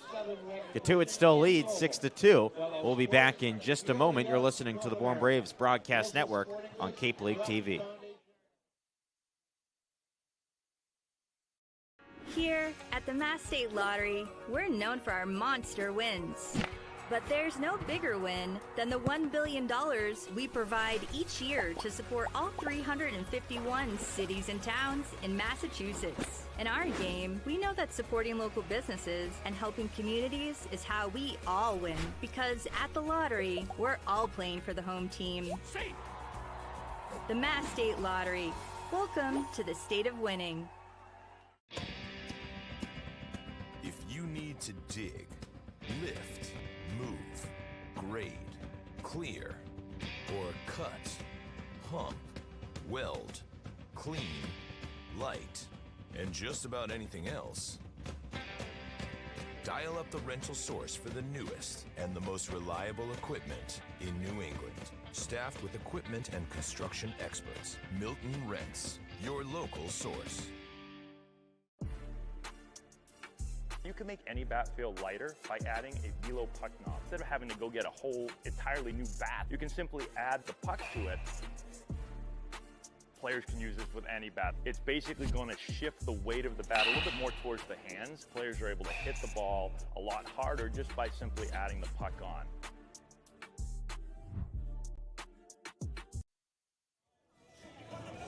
Top of the fifth inning, Cotuit leads Bourne 6-2. Adam Gotkin and Devon Jarvis with you on the Bourne Braves Broadcast Network and Cape League TV. Bravo's down by just 4. They were down by 6 entering the last inning. It's the number 3 hitter, Cade Lewis, to lead things off. Left-handed hitter 2 for 2 today with a single up the middle and a single to the second baseman. Ryan Buckler back out onto the mound. He came in the middle of the last inning and gave up a couple of runs that were inherited. First pitch to Cade Lewis misses low on an off speed, and the count 1-0. Outfield playing back against the power hitting lefty. No warning tracks, which makes things a little bit awkward. 1-0 misses low. Change up from Buckler, the count 2-0. Bourne was seeing the ball really well last inning. 3 hits and looking to keep that going, clawing away at that lead of Cotuit's. Here's the pitch. Lewis fouls it off down the third base line, out of play and into the trees. Hits haven't been an issue for Bourne. 7 of them already through 4 innings.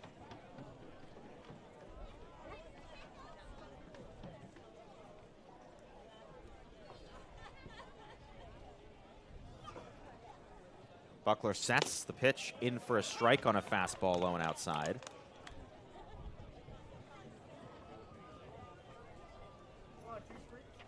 Lewis was Bourne's really only offense last night, had both of the team's RBIs in a 9-2 loss to Chatham.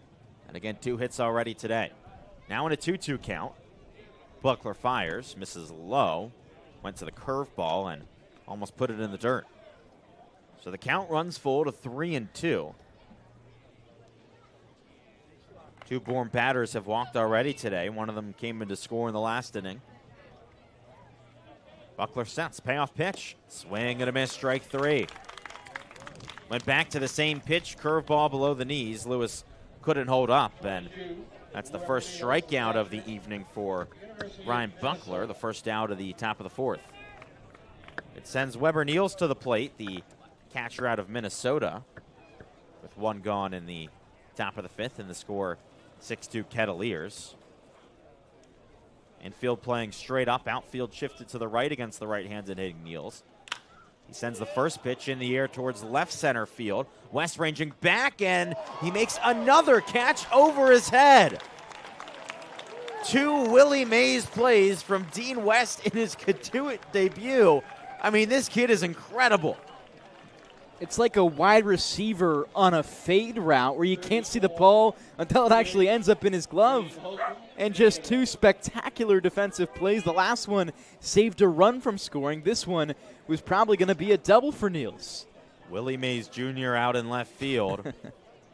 We've got 2 gone as Braden Holcomb is set to come to the plate. They call for the shift to the right. It's interesting. Cotuit's been doing a lot of shifting to the opposite side. First pitch to Holcomb. In for a strike. Fastball at the letters, 0-1. Andrew Wiggins, the center fielder, is almost playing in right center field, and he has almost the entire game. Infield's playing straight up for Cotuit against Bourne's number 5 hitter. Holcomb 0 for 2 today. The 0-1 pitch is popped up straight back over our heads and into the trees. 0-2. Buckler can get out of this top of the 5th here, put Bourne down 1-2-3 after he was in a little bit of trouble coming in last inning.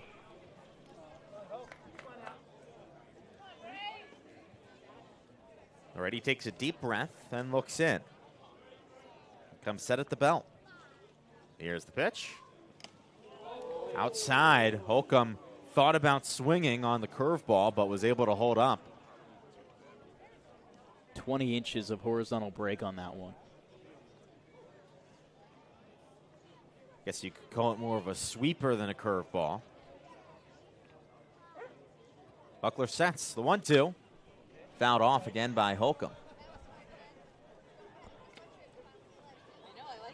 Wind has pretty much died down, still blowing a little bit out towards left field. It's a very humid day, so balls are flying. Something that doesn't make too much sense. Yeah, I was going to say. Humidity would be thinner air, but it's because water is thinner than, like, nitrous and whatever else is in the air, as the 1-2 bounces in front of the plate. I don't exactly know what the elements are in the air, but whatever it is, H2O is actually lighter, so balls fly more in humidity, even though you'd think it would be the opposite. Nitrogen and oxygen, that's what you... Yeah, humid air is less dense than dry air, is the moral. Which it feels like it'd be the opposite, because as you walk through humidity, of course, it doesn't feel dense. Or it feels dense. It feels like you're thicker walking through water, but the balls actually fly easier. Braden Holcomb's got a lot of power. A huge 6'5", 240-pound frame. Just 1 extra base hit on the season, though, for a guy that started every game. When he gets a hold of it, he can hit it a long ways, hit a bunch of homers over 450 at Vandy. We'll love his first of the summer. 2-2, bounces in front of the plate again. Another sweeper. That moves the count full to 3-2. He's taken a lot more of a patient approach in recent games, earning himself walks, raising that batting average with base hits, not as much power. And that extra base hit came all the way in game 2 or 3, if I'm not mistaken. Holcomb's walked in each of the last 2 games. The payoff pitch. He skies it towards shallow center field. Wiggins moving in. That drops. It gets past the center fielder. Holcomb speeds up and gets into second with a foot-first slide. Heads-up baseball there from Braden Holcomb. Andrew Wiggins, the center fielder, was playing way too far back, ran in and overran the baseball. So Braden Holcomb gets into scoring position with 2 gone in the top of the 5th inning. And that's the shift to Cotuit's deficit right there. Wiggins was a little bit too far right and too far back. If he was standard, that would have been an easy flyout. It sends Logan Hughes to the plate. Left-handed hitter out of Texas Tech. Designated hitter today. Buckler from the stretch looks back to second and deals. Hughes sends it to the left side. That's through. Holcomb gets the wave around third. West throw home is not in time. Foot first slide for Braden Holcomb, And it's 6-3 here in the top of the fifth. A first pitch single through the left side for Logan Hughes. He's got his third RBI of the season, and Bourne down by just 3.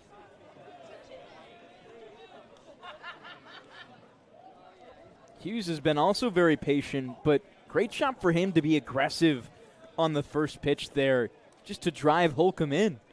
He didn't waste any time at getting things going for Bourne, which is what you need. You need to be aggressive, down 6 runs, down 4, and now down 3. First pitch to Gavin Kelly is popped up sky high to right field. Sanderson settles under it and makes the catch for out number 3. So that does it for the top of the 5th inning, but Bourne gets another run across on 2 hits. And by the way, it was ruled an error against Andrew Wiggins in center field. The Bravos strand a runner on first and are down 6-3 as we go into the bottom of the 5th inning. You're listening to the Bourne Braves Broadcast Network on Cape League TV.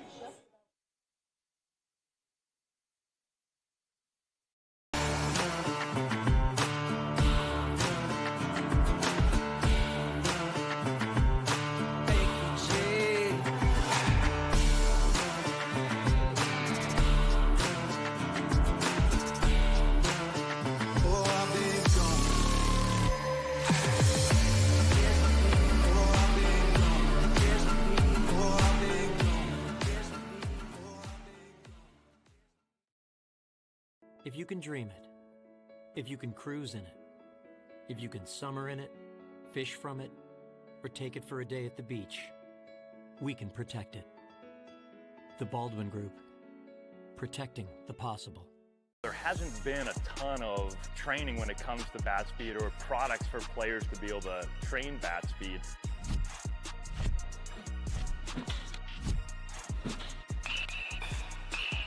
You can improve your bat speed and reach your goals working 10 to 15 minutes a day on this a couple of times a week. That's a no-brainer for every player.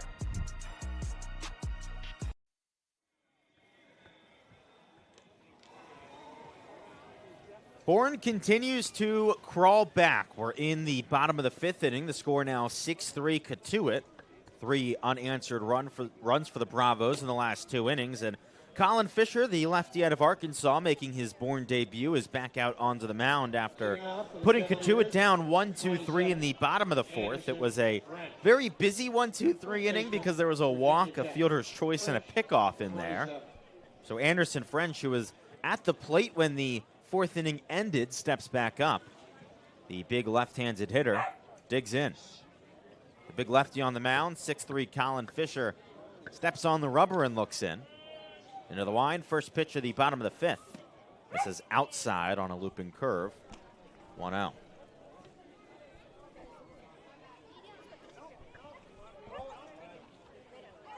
French 0 for 2 today with a double play and a strikeout. Did get a RBI though, as the 1-0 misses, or actually catches the lower and outside part of the zone, much to the dismay of the Cotuit dugout, and the count 1-1.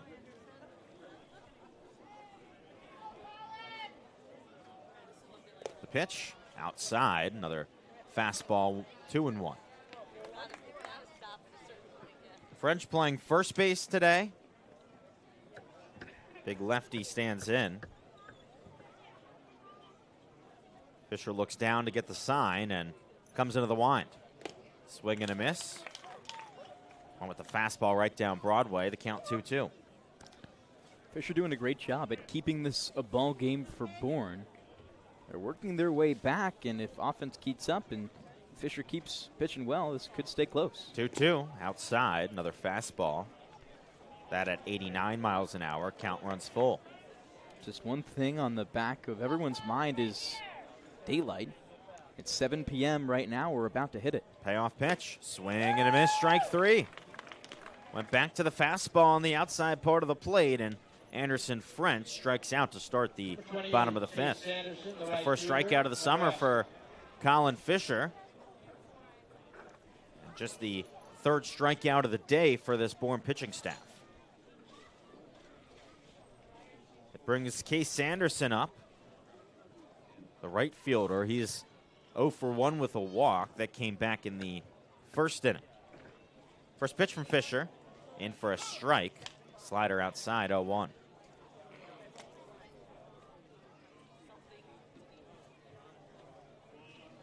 Infield shifted to the right against the left-handed hitter. Craig, the first baseman, close to the line. 0-1. Bounces in front of the plate on a curveball to count 1-1. Will Whelan, the lefty out of Minnesota, getting loose in the Bourne bullpen. Colin Fisher already the third arm of the day as we're in the bottom of the fifth. From the wind, here's the pitch. Called strike on a fastball outside at 90 miles an hour. It's 1-2. Bourne used just 3 pitchers for pretty much all of the first 10 games. They have had to use a lot more recently, though. 5 2 games ago, 4 last night. Already deep into the bullpen again. 1-2, another swing and a miss. Back to the slider, low and outside, and it's back-to-back Ks to start off the bottom of the 5th inning for Colin Fisher. Just getting more and more comfortable right now. You saw him look good, not amazing, in the 4th inning. He's completely put Cotuit's on its heels right now. They don't have any answers in the 5th. Fisher got his 3 outs in his first inning of work on a pop-out fielder's choice and a pickoff. 2 strikeouts to start this 5th. First pitch to Luke Lavin. Bounces away from the catcher Weber Niels on a slider that missed the low and outside. The count 1-0. A right-hander warming up in the Cotuit bullpen. It's Tyler Albanese out of San Jose State. Left on left, the 1-0. This is low. Another slider. 2-0.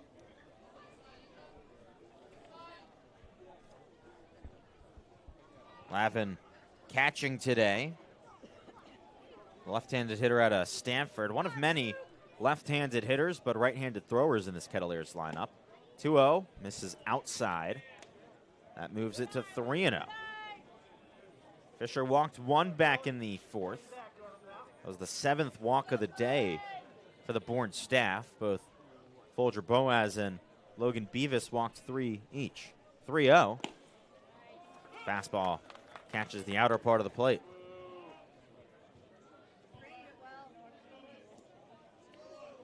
Lavin steps out of the box. Takes a few seconds before digging back into the wind. Here's the pitch. Called strike, fastball outside, and Colin Fisher works his way back into a full count. 3-2, 2 outs, bottom of the 5th. Cotuit up 6-3, but all of Bourne's runs have come unanswered. The southpaw looks in. Into the wind, here's the pitch. Outside, ball 4. Went back to the fastball and couldn't place it. It's the 2nd walk of the evening for Colin Fisher.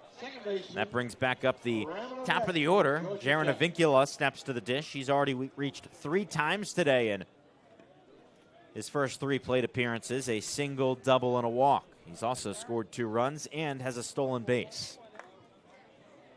Last year's Cape League batting champ starting to heat up in the 3rd week of the season. First pitch from Fisher, in for a strike on a fastball at the knees. Lavin at first, not anyone you have to worry about. The catcher hasn't attempted any steals this season. The second baseman, Kelly, playing in. That pitch runs inside and hits Avincula. Fisher went to the off speed and just got away from him. Back-to-back free passes here in the bottom of the 5th, and it's 2 on with 2 outs for Dean West. Left fielder making his Cotuit debut today. We'll have to wait a second as Weber Niels, Bourne's catcher, makes his way out to the mound. West has been incredible in the field in his debut. Made 2 basket Willie Mays-esque catches running back in the 3rd and 5th innings. At the plate, he has a single strikeout and reached on a fielder's choice. After that first catch he made, I would say he was only going to be able to make that catch again on 10 attempts, like 2 or 3 times, and then he does it again the very next inning. Incredible stuff. Scott Landers on his way out of the Bourne dugout. Well, Whelan was getting loose in the Bravos bullpen, and Landers points to the bullpen, so the day is done for Colin Fisher. His Braves debut ends with runners still on first and second, 2 outs in the 5th, and the score is 6-3 Kettleers. We'll step aside, be back in a moment on the Bourne Braves Broadcast Network and Cape League TV.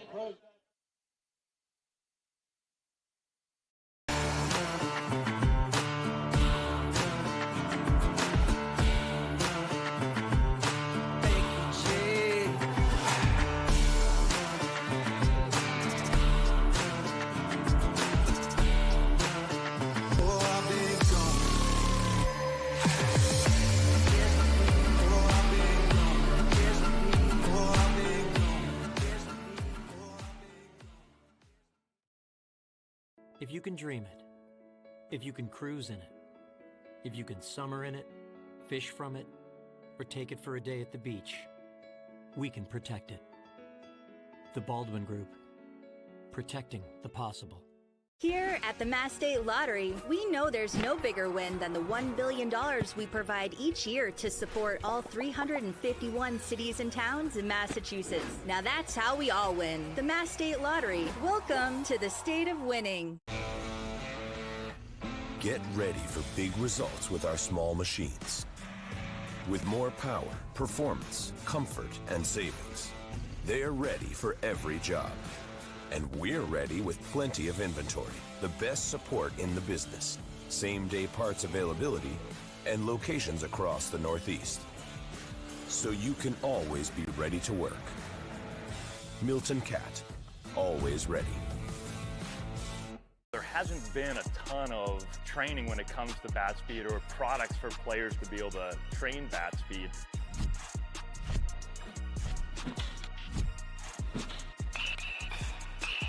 You can improve your bat speed and reach your goals working 10 to 15 minutes a day on this a couple of times a week. That's a no-brainer for every player.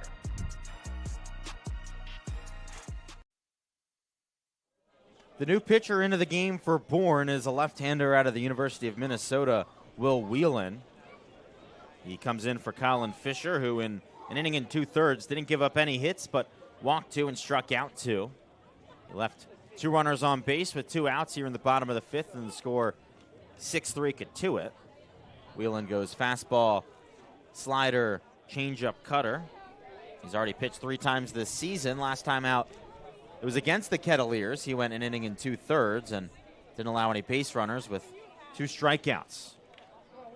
Whelan has been one of the more consistent pitchers for Bourne this summer. The left-hander looks in against the left-handed hitting Dean West. 2 on, 2 out, first pitch. In for a strike. Slider outside part of the plate. Did get the save for Bourne. Or not quite the save, but held Cotuit to their 4 runs and gave Bourne the opportunity to walk it off in the 9th last time. 0-1, fastball upstairs, a ball. Whelan has a ERA of 0 this season. Hasn't given up a single run in 5 2/3 innings and put it in a high leverage spot here. His team down by just 3 and starting to hit well. All 3 runs unanswered. The 1-1 popped up, a blooper down the left field line. That drops foul off the fencing. So 1-2 the count with Luke Lavin on second and Jaron Avincula on first. If Bourne wants a chance to win this game, they gotta keep the score here because at a field without lights, it's starting to get a bit dark. Only probably at most 30 minutes left to play. Whelan sets, looking to send this into the 6th. Kicking the pitch. Lifted again down the left field line. This time it drifts further foul.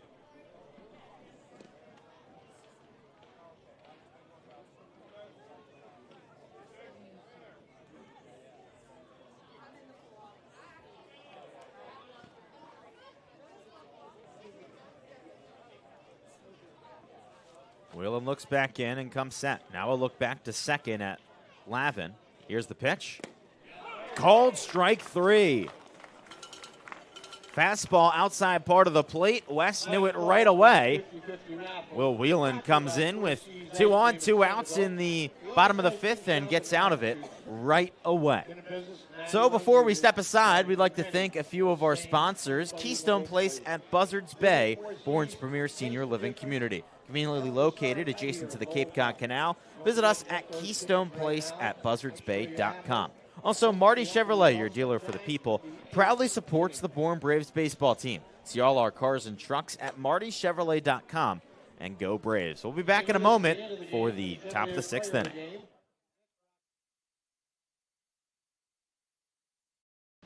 Cape Cod 5 is proud to be the official banking partner of the Cape Cod Baseball League. Cape Cod 5 offers a broad range of financial products and services tailored for every stage in your financial journey. Reach out to us. We're here to help. If you can dream it, if you can cruise in it, if you can summer in it, fish from it, or take it for a day at the beach, we can protect it.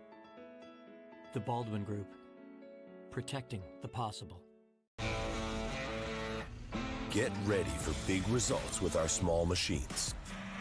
With more power, performance, comfort, and savings, they are ready for every job.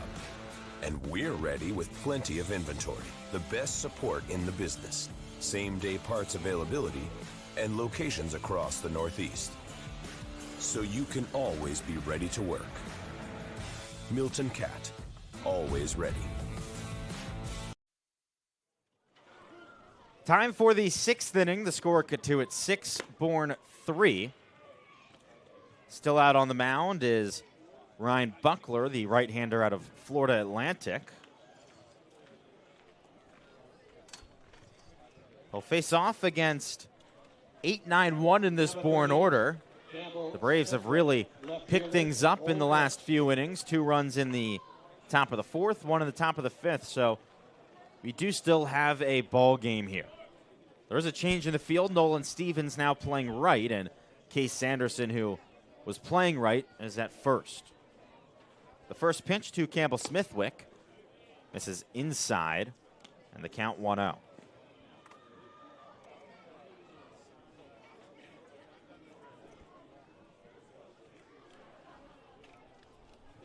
Infield shifted to the right against the left-handed hitter. 1-0 pitch. Low and inside. Change up, and it's 2-0.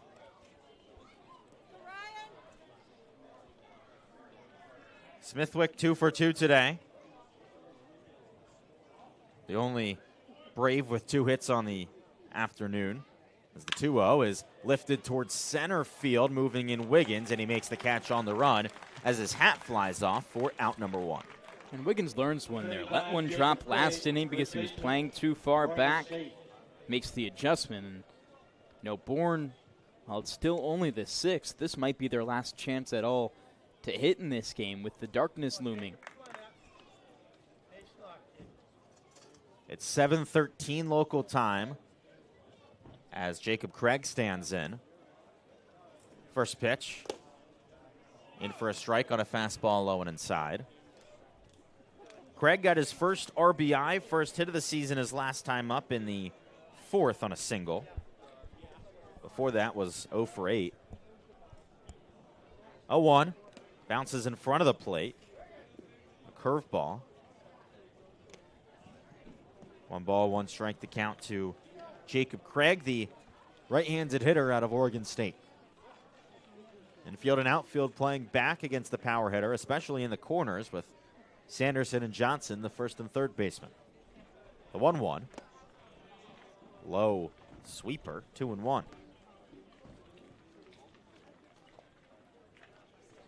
Buckler likes to go fast, especially with the bases empty. The right-hander comes set at the belt. Here's the pitch. Upstairs, fastball. 3-1. Outfield shifted to the right. As you said, that's been a common theme all game long. Kicking the 3-1. Fastball right down the middle and moves the count full to 3-2. Big pitch coming up here in the top of the 6th. Full count, Bourne down by 3, and the lights starting to run out. Buckler set. High kick of the pitch. Broken bat right back up the middle. Softly hit. Buckler picks it up with a bare hand and flips it underhand to first in time for the second out.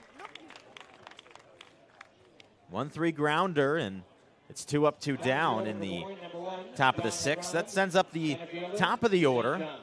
John LeGrand to the plate. He's 0 for 2 today, but had a efficient at-bat his last time up.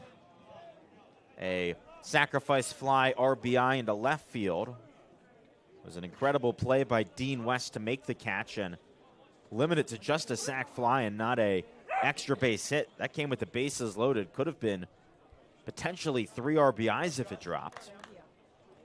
Now LeGrand in a different mode. He's got to start a 2-out rally. Base is empty. 6-3 game in the top of the 6th. First pitch. LeGrand bounces it towards the first base side.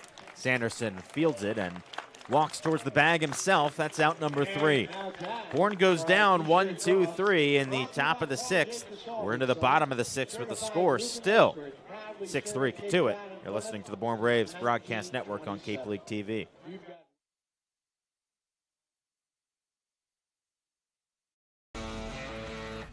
Get ready for big results with our small machines.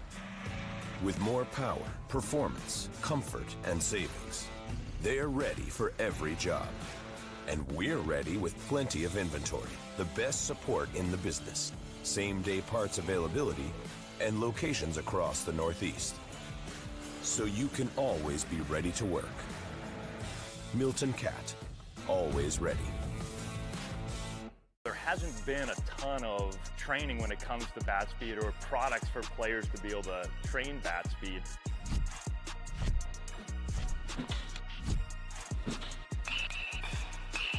You can improve your bat speed and reach your goals working 10 to 15 minutes a day on this a couple of times a week. That's a no-brainer for every player.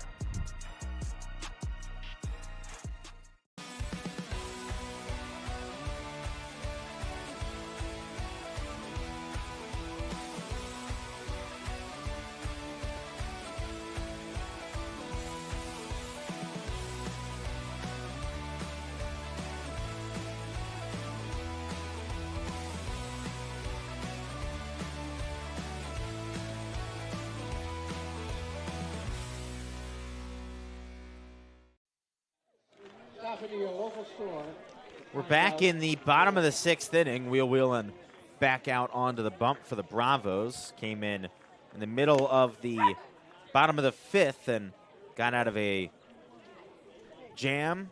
Runners on first and second by way of a backwards K. Set down Dean West looking, so he'll go up against 3, 4, and 5 of this Kettleers order here in the bottom of the 6th.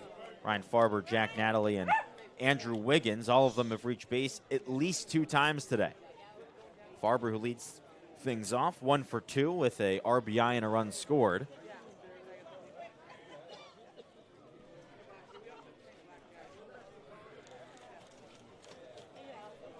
Wheeling, the lefty, comes set from the wind. First pitch, or actually from the stretch, his first pitch is a bunt attempt from Farber. He sends it straight down, a foul ball.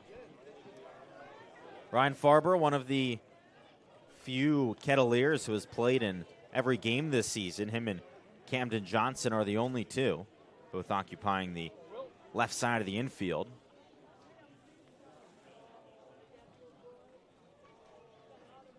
Wheelin's 0-1. Fastball, a called strike at 91 down the middle. Defense playing pretty much straight up against the right-handed hitting Farber. If anything, Craig at first base maybe shifted a little bit closer to the middle. 0-2. Called strike 3. Fastball at the knees, and Will Whelan has 2 backwards Ks to start off his evening.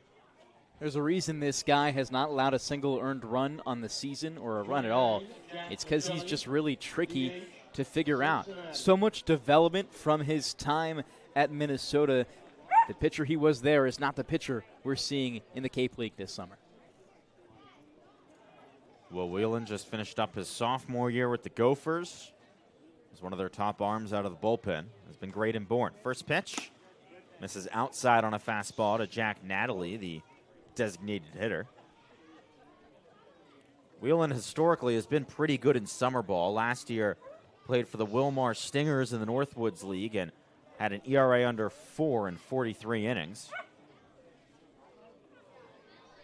The southpaw kicks and fires. Swing and a miss.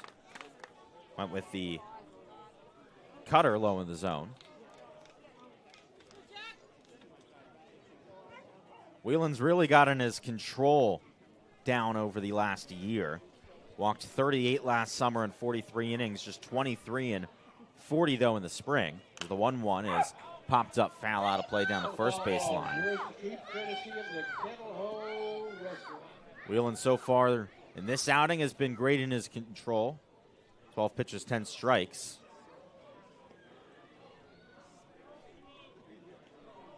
On the season, the left-hander has walked just 3.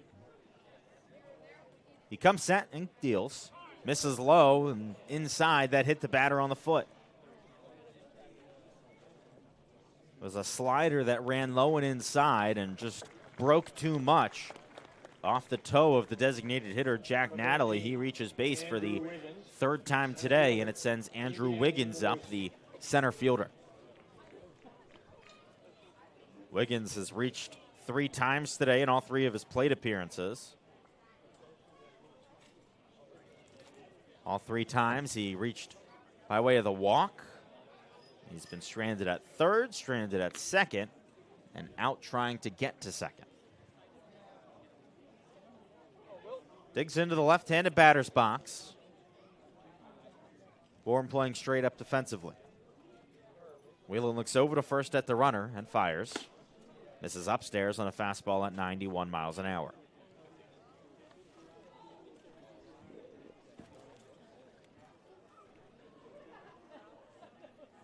Four other games in action right now around the Cape League.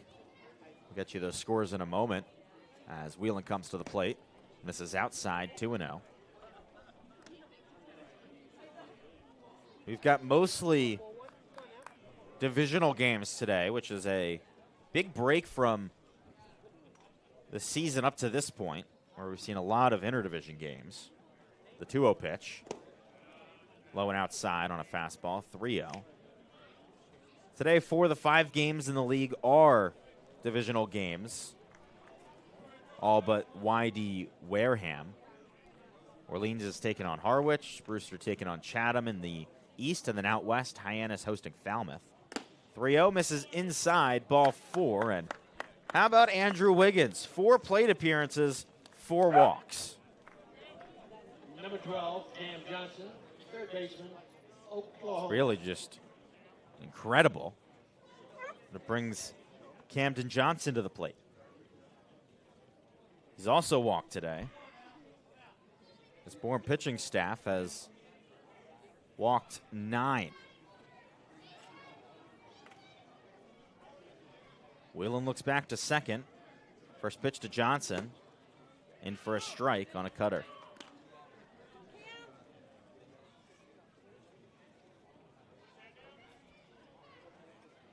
So some of those scores around the league. Orleans leads Harwich 4-2 in the bottom of the 6th inning. Jake Coonan has 2 RBIs for the Mariners. He's got both of those RBIs for the team trailing. It's the 0-1. It's a called strike on a fastball right down the middle, 0-2.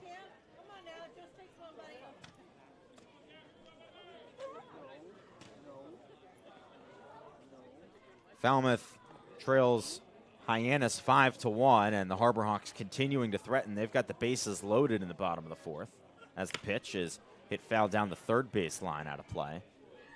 Whitey Wareham, the Red Sox have been red hot as of late, and they're up 3-2 in the top of the 5th inning. Looking for their 8th straight win. Just been incredible after a 1-2 start to the season. Then the other game going on, the only 7 o'clock start, Chatham up 2-0 on Brewster in the top of the 2nd. 0-2, fastball misses upstairs. So the count now 1-2 to Camden Johnson with runners on 1st and 2nd and 1 gone in the bottom of the 6th. Kettleers up 6-3 as the light continues to dissipate. It's getting pretty dark now. Look back to 2nd. Here's the 1-2. Johnson barely got a piece of it, found back to the catcher and out of Niels' glove. So we'll do it again with the count 1 and 2. No doubt this will be the last time Cotuit comes up to bat, so if they want to add insurance, the time to do it is right now. Bourne's had 2 games ended due to darkness early this season. The only 2 games played at fields without lights. Likely going to go 3 for 3, not getting a full 9 in. 1-2. Hit on the ground towards third. Lewis bobbles it, picks it up, and steps on the pillow right next to him. So it's a fielder's choice on the ground out to third.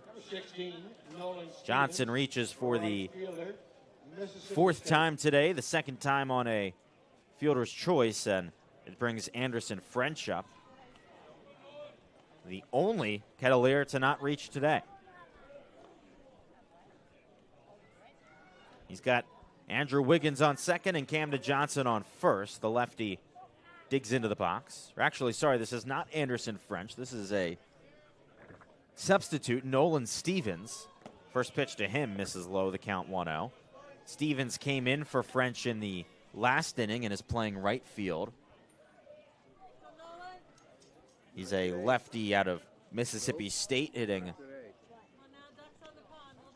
just 286 on the, or actually, sorry, 184 on the season. He's one of the guys who's played in every game this season, so continues that streak. Stevens has 2 RBIs on the year. Could get a third with a base hit. He was the Andrew Wiggins before Andrew Wiggins. Had 3 walks last time against Bourne. The pitch, half swing, fouled off towards the Cotuit dugout, off the fence on the third base side. Count 1-1. As it just continues to get darker, this feels like about the point where games are usually called. I wouldn't be shocked if the 6th inning is the last of the day. 2 on with 2 outs, and Cotuit up by 3. Here's the pitch. And that misses outside on a fastball. Breeze starts to pick up. Starting to get a little bit chillier. Though the breeze definitely feels nice with how humid it's been today. Whelan looks back to second. Here's the pitch. And that's an out. Oh, my goodness. They say that Nolan Stevens swung out his right arm and tried to get hit by the pitch. So it's out number 3, and Lauren Hibbs is on his way out of the dugout, dying for an explanation. I'll do my Lauren Hibbs impression when he came up to home plate umpire Jonathan Lamatina. What? I mean, that's just crazy. That's, how often do you see that? Now, Will Whelan's back out on the mound. That should be the it's strike 2, actually. So they're calling it a strike, not an out for moving into the pitch. So it's just a strike, and the count's 2-2. But either way, a crazy play. Not an out, just a strike. But there are still 2 gone. Stevens going to try and get one back here after that oddness. 2-2, and it's fouled back off the plate. Now, we've seen a few things today that you rarely see in a baseball game. No, I wouldn't say that's the craziest thing we've seen so far. I would put that over a balk for a catcher touching. Really? Yeah, I would say getting called for moving into a pitch. I mean, you rarely see it called. Whelan's 2-2. Outside. Count runs full to 3-2 here with 2 gone in the bottom of the 6th, and the Kettleers still up by 3.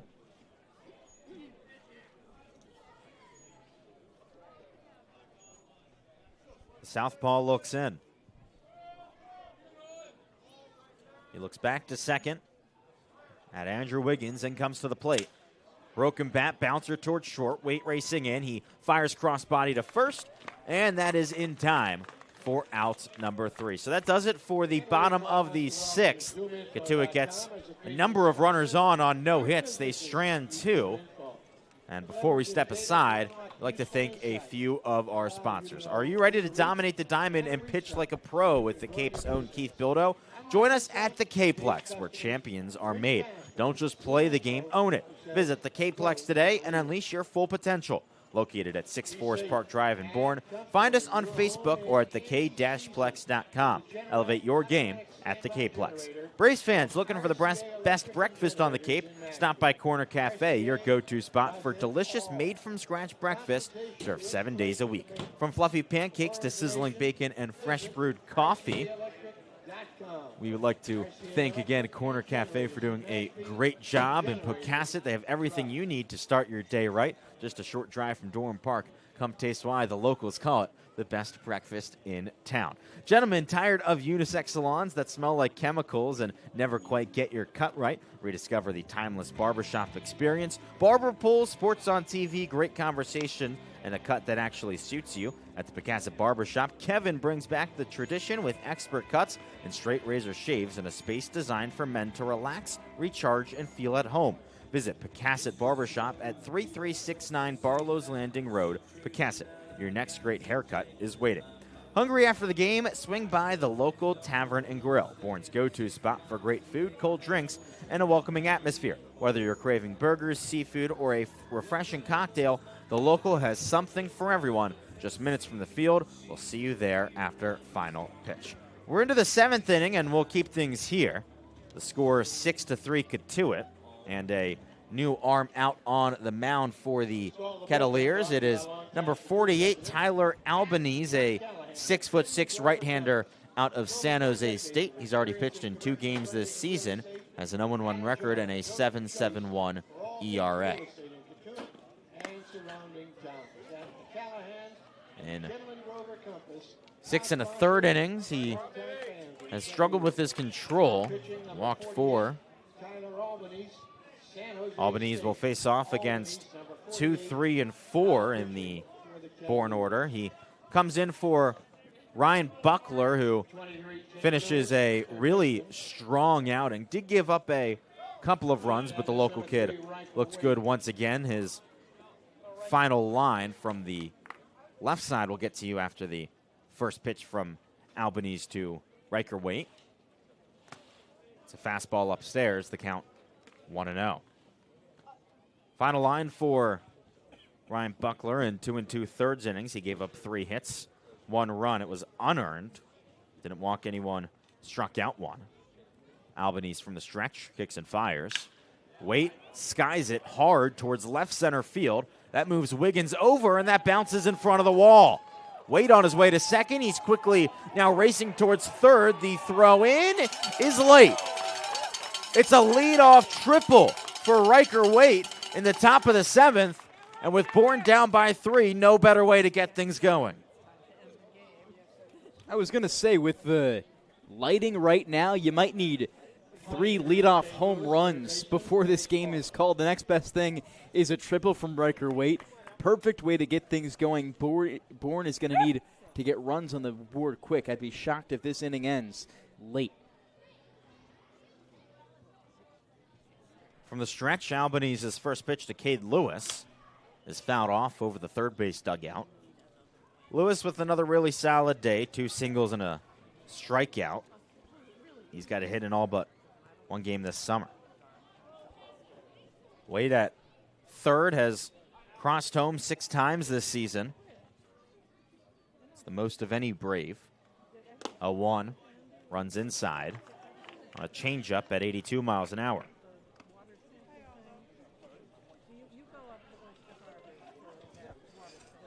Albanese's pitch arsenal: fastball, slider, curveball, and the changeup. He kicks and fires. This is outside.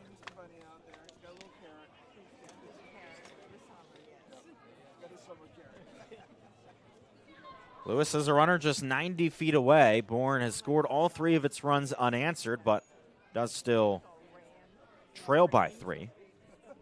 The kick and the pitch. Lewis fouls it off over the third base dugout.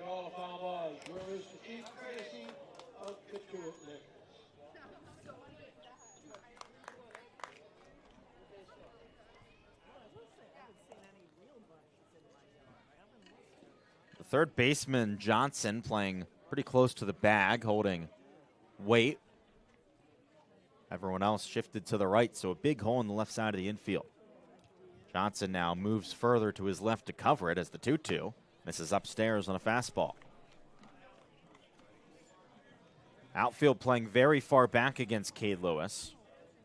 No warning track here at Lowell Park, but if there was one, West, Wiggins, and Stevens would be playing just a few feet in front of it. Full count. Albanese kicks and fires.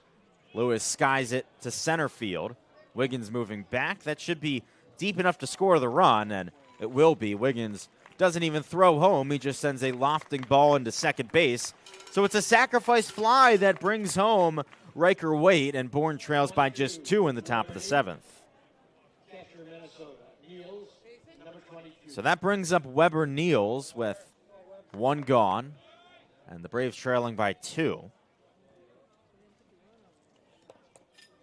Braden Holcomb on deck, the number 5 hitter, and Logan Hughes in the hole. First pitch, in for a strike. 0-1. Every Bourne Brave has reached base today except for John LeGrand, and he's got an RBI on a sac fly. Kicking the 0-1. Driven foul down the left field line. I mean, offensively, Devon, this has not been a bad game. 4 runs, 10 hits. But after going down 6-0 in the first 2 innings, it's felt like Bourne's been out of it. Not since the 5th. It's been a really solid game for Bourne. It feels like if we play all 9 here, if not, they come back here. They likely would come back. Starting to get real dark. The 0-2 pitch, upstairs on a fastball.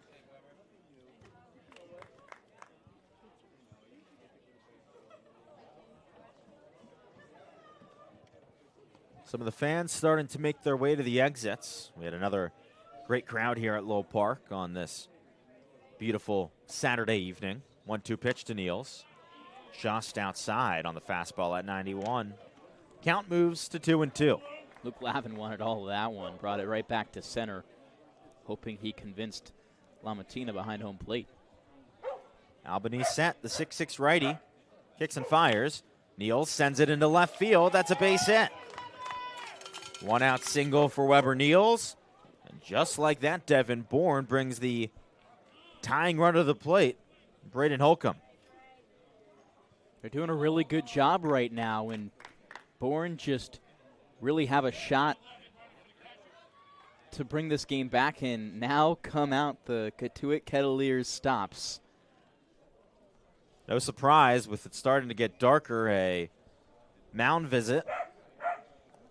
This coming from the dugout and from the Bourne pitching coach, or sorry, the Cotuit pitching coach, Joey Lopez. Bourne has a pinch runner. It is Ryan Cooney running for Weber Niels, the catcher. So it seems like Scott Landers knows that the game is pretty much done here as he takes his catcher out of the game. Will likely not have another inning or half inning after this one. I'm surprised there's no action in Cotuit's bullpen in case they wanted to put in a new pitcher here, but going to try and waste as much time as possible so they can end this game. Braden Holcomb, the right-handed hitter, stands in. He represents the tying run. The first pitch, swinging and foul back off the catcher's mask.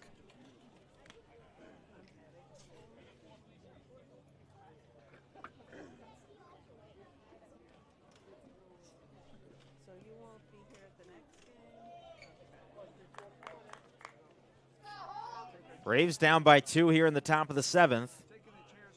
Albany's called by the home plate umpire for not looking into the eyes of the hitter, so they'll reset the pitch clock. Ryan Cooney at first. Outfield back and shifted to the right with 1 gone.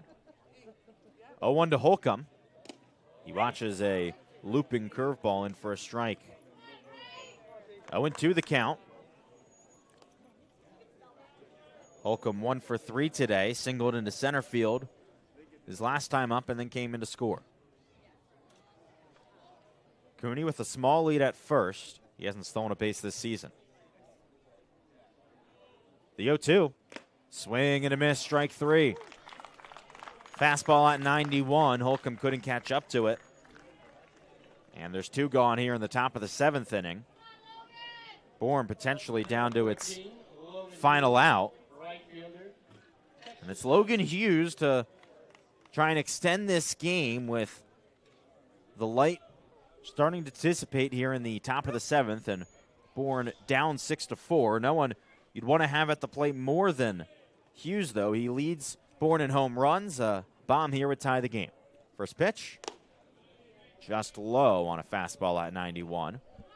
Both of Hughes' homers this season have come in the top of the 9th. I guess you could say that this top of the 7th does emulate a top of the 9th, as this could be the end of the light. Albanese kicks and fires. Low and inside. 2-0 the count to Hughes. It could also be seen as a bottom of the 9th. Cotuit might not get a chance to come up to bat here if Bourne tie it. Hughes wants to extend this game, tie it, or even give Bourne a chance to take the lead. 2-0. Bouncer towards second. Avincula flips to the bag. That is out number 3. And that could just about do it. Umpires seem as if they're going to meet on the first base side. After out number 3 of the top of the 7th, Scott Landers comes out of the dugout to talk with the umpires.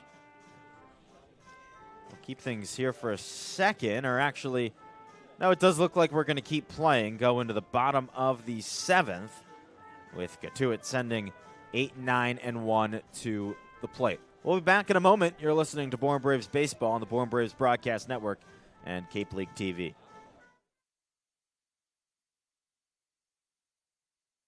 You can dream it. If you can cruise in it. If you can summer in it, fish from it, or take it for a day at the beach, we can protect it. The Baldwin Group. Protecting the possible.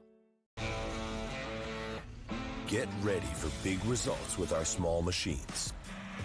With more power, performance, comfort, and savings. They're ready for every job.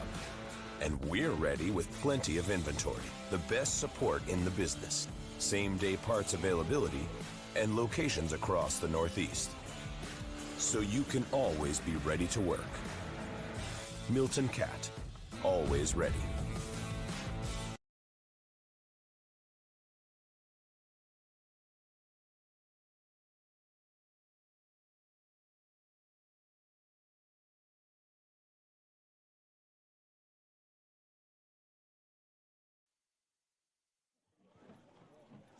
Time for the bottom of the 7th. The score still Cotuit 6, Bourne 4.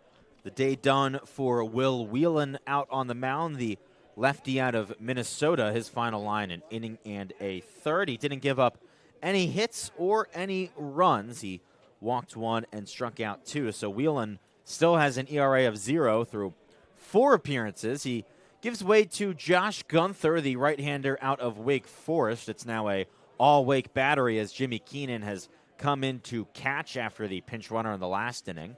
Gunther has pitched twice this season for Bourne, both starts and both outings in which he really struggled. He gave up a bunch of runs, 12 of them to be exact, 10 earned in 4 innings. His ERA 22.5.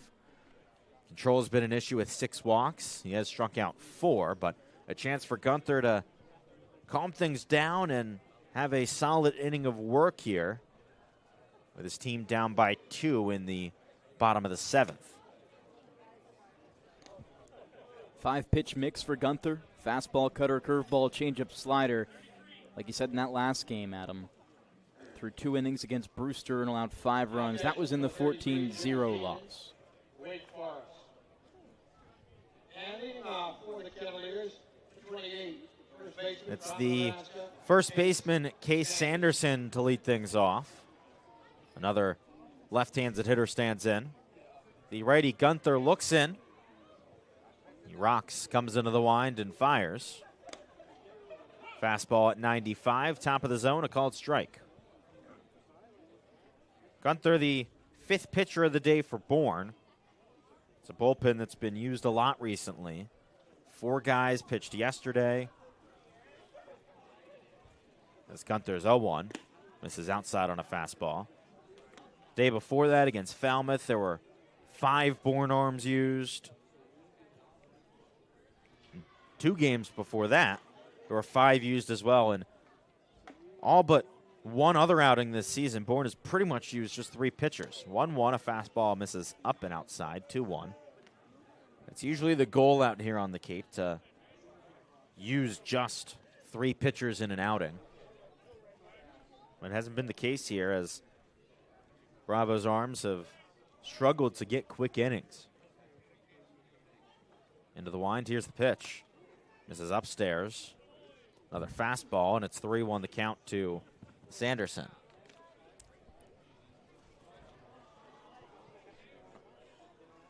If Gunther can put the Kettleers down quickly, maybe there's a chance that we could play an 8th inning as the 3-1. This is upstairs.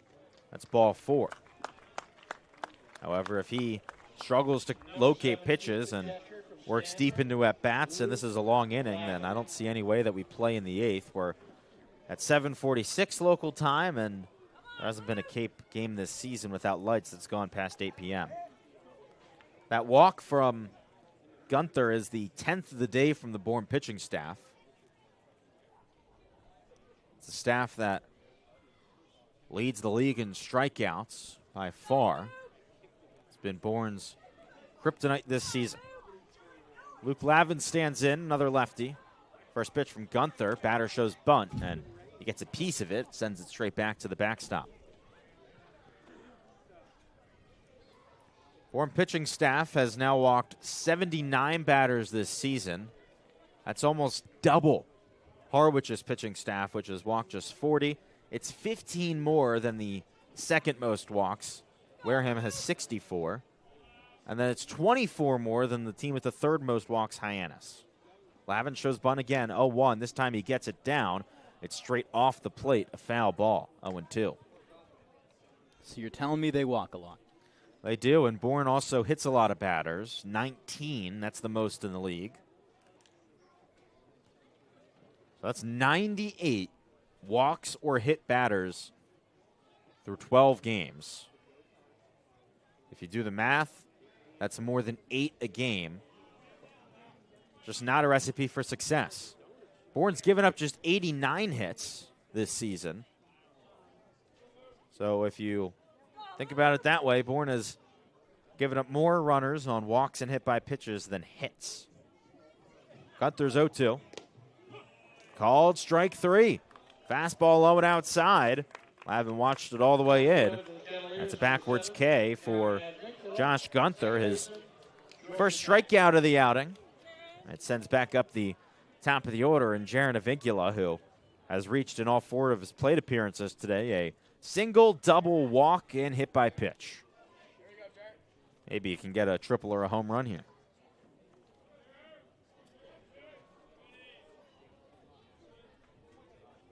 Gunther from the stretch looks in. High kick in the first pitch. Avincula pops it up. Foul out of play down the third base line into the trees. Sanderson at first, not a runner that you really have to worry about. He hasn't attempted a steal yet this season.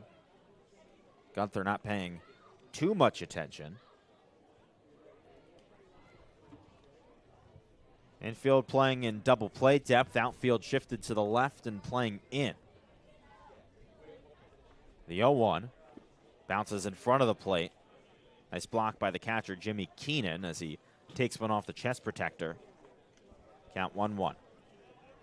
Both of Avincula's hits today came to the left side for the left-handed hitter.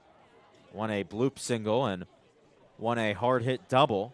That was perfectly placed down the line and was really a hustle double. Gunther looks in, 0-1. Avincula pops it up, straight back out of play, and the count 0-2.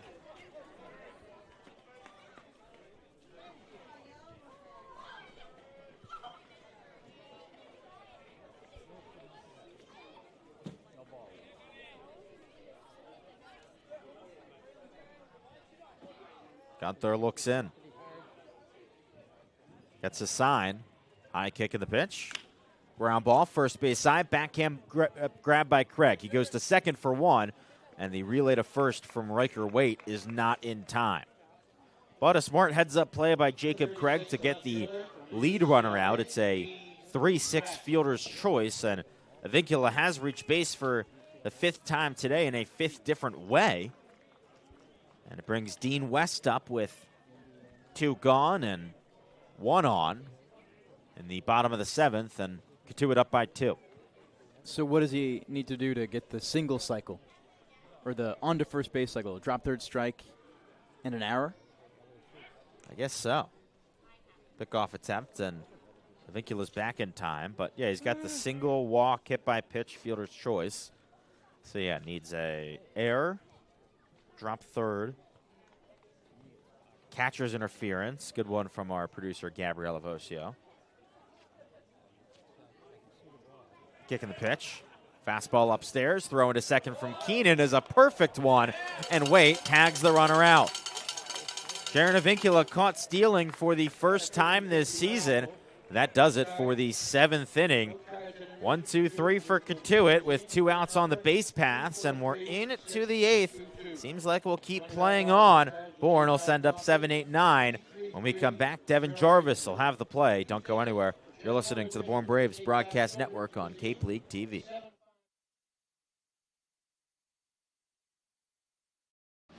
Cape Cod 5 is proud to be the official banking partner of the Cape Cod Baseball League. Cape Cod 5 offers a broad range of financial products and services tailored for every stage in your financial journey. Reach out to us. We're here to help. Here at the Mass State Lottery, we know there's no bigger win than the $1 billion we provide each year to support all 351 cities and towns in Massachusetts. Now that's how we all win. The Mass State Lottery. Welcome to the state of winning. Get ready for big results with our small machines. With more power, performance, comfort, and savings, they are ready for every job. And we're ready with plenty of inventory, the best support in the business, same-day parts availability, and locations across the Northeast. So you can always be ready to work. Milton Cat, always ready.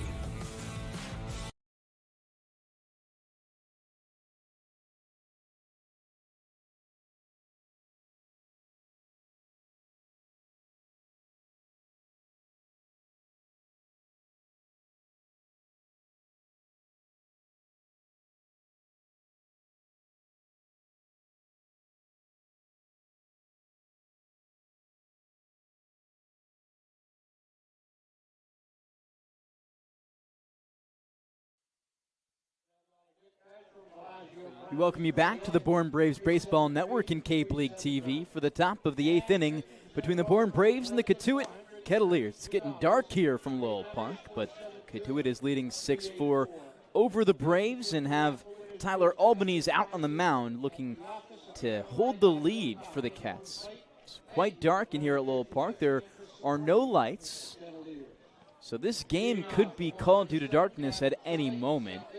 It is 7:53 p.m. right now. Sunset is at 8:20. No game on the Cape that happened at a stadium without lights has gone past 8 p.m. This one could be the first. First batter is Gavin Kelly. He sees Albanese for the first time and takes a first pitch ball off the outside edge. It's a righty-righty battle. This bottom of the order has been really solid for Bourne today. 4 hits with Kelly, Smithwick, and Craig. Kelly scored the second run of the day for Bourne after reaching on a base hit. A nice breaking ball settles into the strike zone for strike number 1. He was part of that 2-run 4th inning that Bourne put up. Nice piece of base running for Kelly as well. He's been special for this Bourne team just 4 games in. The 1-1. Breaking ball low and outside, misses the zone. It's a 2-1 count with no outs in the top of this 8th inning. No one on as the crowd has stayed, but the sky continues to get darker. Cotuit leads 6-4. From the wind, he deals. Albanese a fastball in there for strike 2. 4 runs on 11 hits for Bourne. 6 hits, 6 runs on 8 hits for Cotuit. Bourne, again, not able to convert on the runners in scoring position. They've left the most runners on base this season in the Cape League. The 2-2. Fastball puts high, back and out of play. Kelly stays alive.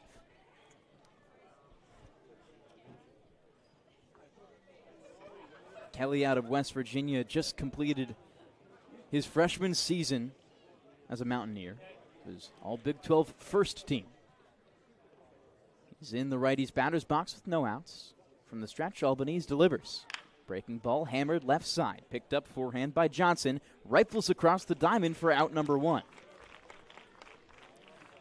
That's a swing that Gavin Kelly's going to wish that he had back, because that was a curveball that didn't break and was right at the top of the zone. Just completely hung by Albanese. That's a pitch that you want to hit, and it was hit decently well by Kelly. Just couldn't get his full might behind it, and because of it, a ground out. But that's the exact ball that you want for an extra base hit. Campbell Smithwick also a part of that 4th inning. He steps into the lefty's batter's box and takes ball 1 to begin the at-bat against Albanese.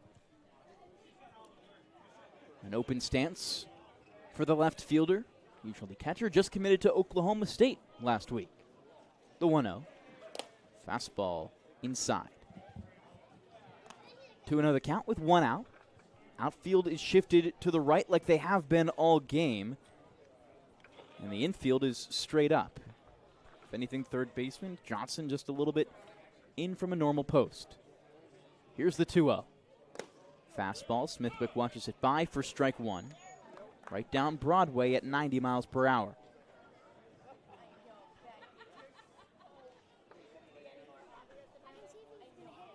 Two balls, 1 strike, 1 out. Close to the plate is Smithwick. He windmills his bat and rests it now on his left shoulder. 2-1 on its way. Looping curveball for strike 2.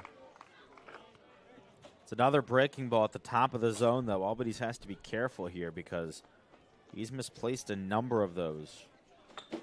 Those are the pitches that batters can make you pay on. 2 balls, 2 strikes, 1 out in the top of the 8th inning. The 2-2. Upstairs. And it's a full count for Smithwick. 2 base hits so far today. Here's the payoff with 1 out from Albanese. From the stretch, he delivers. Breaking ball inside. A half swing, he does not go. Lavin applied the tag just in case. And it's a runner on first for Bourne. And now, Devon, we get the debut of Kahio Aloy. First team All-SEC, coming in as a pinch hitter. A chance to tie this game with 1 swing of the bat. We saw him hit, felt like 6 or 7 homers during BP today.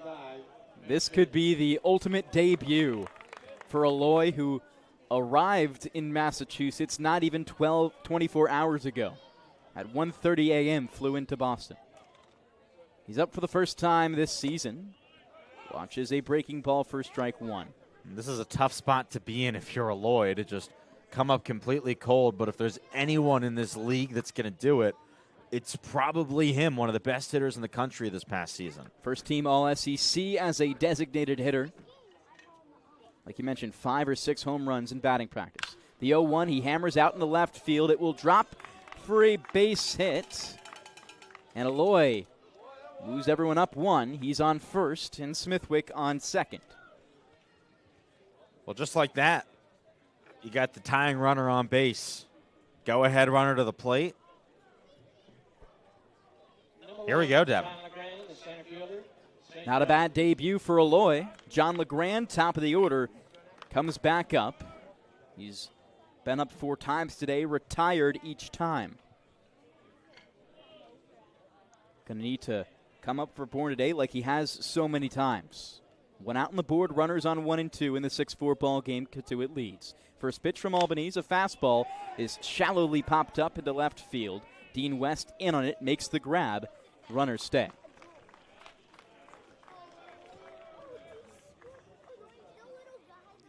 So a quick at-bat for John LeGrand, but Riker Waite behind him represents likely the final hope for the Braves in today's game against Cotuit. It is now 8 p.m.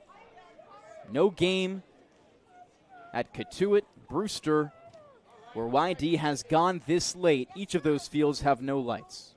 This is definitely the darkest that we've seen one this season. I mean, it is going to be done soon no matter what. They're letting the boys play. It's 2 outs with runners on 1 and 2. First pitch to the switch hitter, playing lefty. It was in the dirt. A look to third base umpire Vinny Mariani. He does not go on the half swing.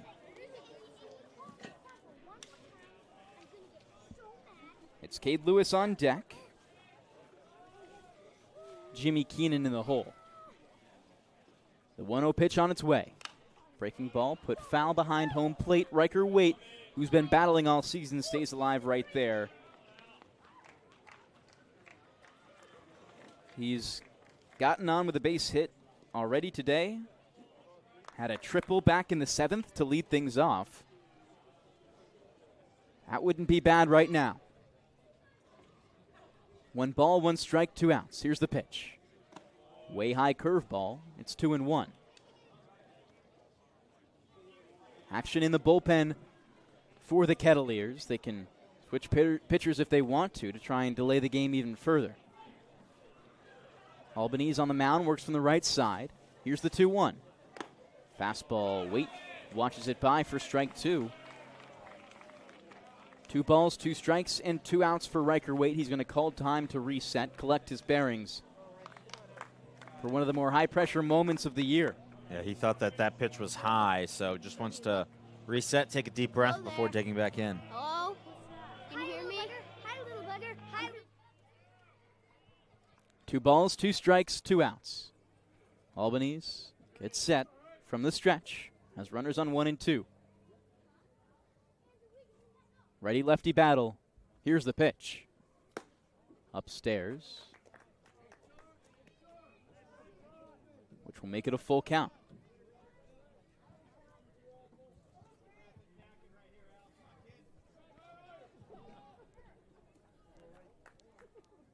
Three-2 the count. Riker Waite from the left side.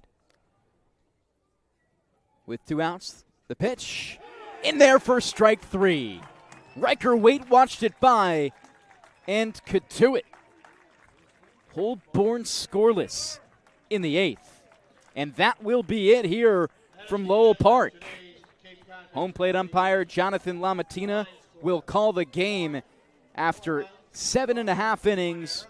Bourne will drop this one to Cotuit 6-4. That's a tough pitch to end the game on. It seemed to be right on the edge of the strike zone. I thought it was a little bit outside, but no, that's not the call. And a tough one for Bourne today to drop. It all goes back to the start, something we've been talking about all season. You go down 6-0, and you just make things so hard on yourself, especially when you've struggled to put together big innings. We finally saw this offense come alive towards the end of the game, but it was just too little too late once again for Bourne. Bourne will now drop to 4-7-1 on this season. June is not their month historically under Scott Landers, but hopefully some brighter days ahead. Before we sign off, we want to thank you all for listening to this broadcast, and this broadcast is a copyrighted production of the Cape Cod Baseball League. Any unauthorized duplication, retransmission, or any other use is strictly prohibited. Thank you so much for listening this evening. Bourne will come back tomorrow, taking on the Harwich Mariners at home, a rematch of opening day and a rematch of Game 3 of the Cape League Championship. Bourne dropped their first one to the Mariners, 7-5. As we sign off, a thank you and goodbye on behalf of our sideline reporter, Ariel Tamir-Pinsky, our producer, Gabriella Voccio, my good friend and play-by-play partner, Adam Gotkin, and Devon Jarvis, me, saying so long here from Lowell Park. We will see you tomorrow at 5:50 p.m.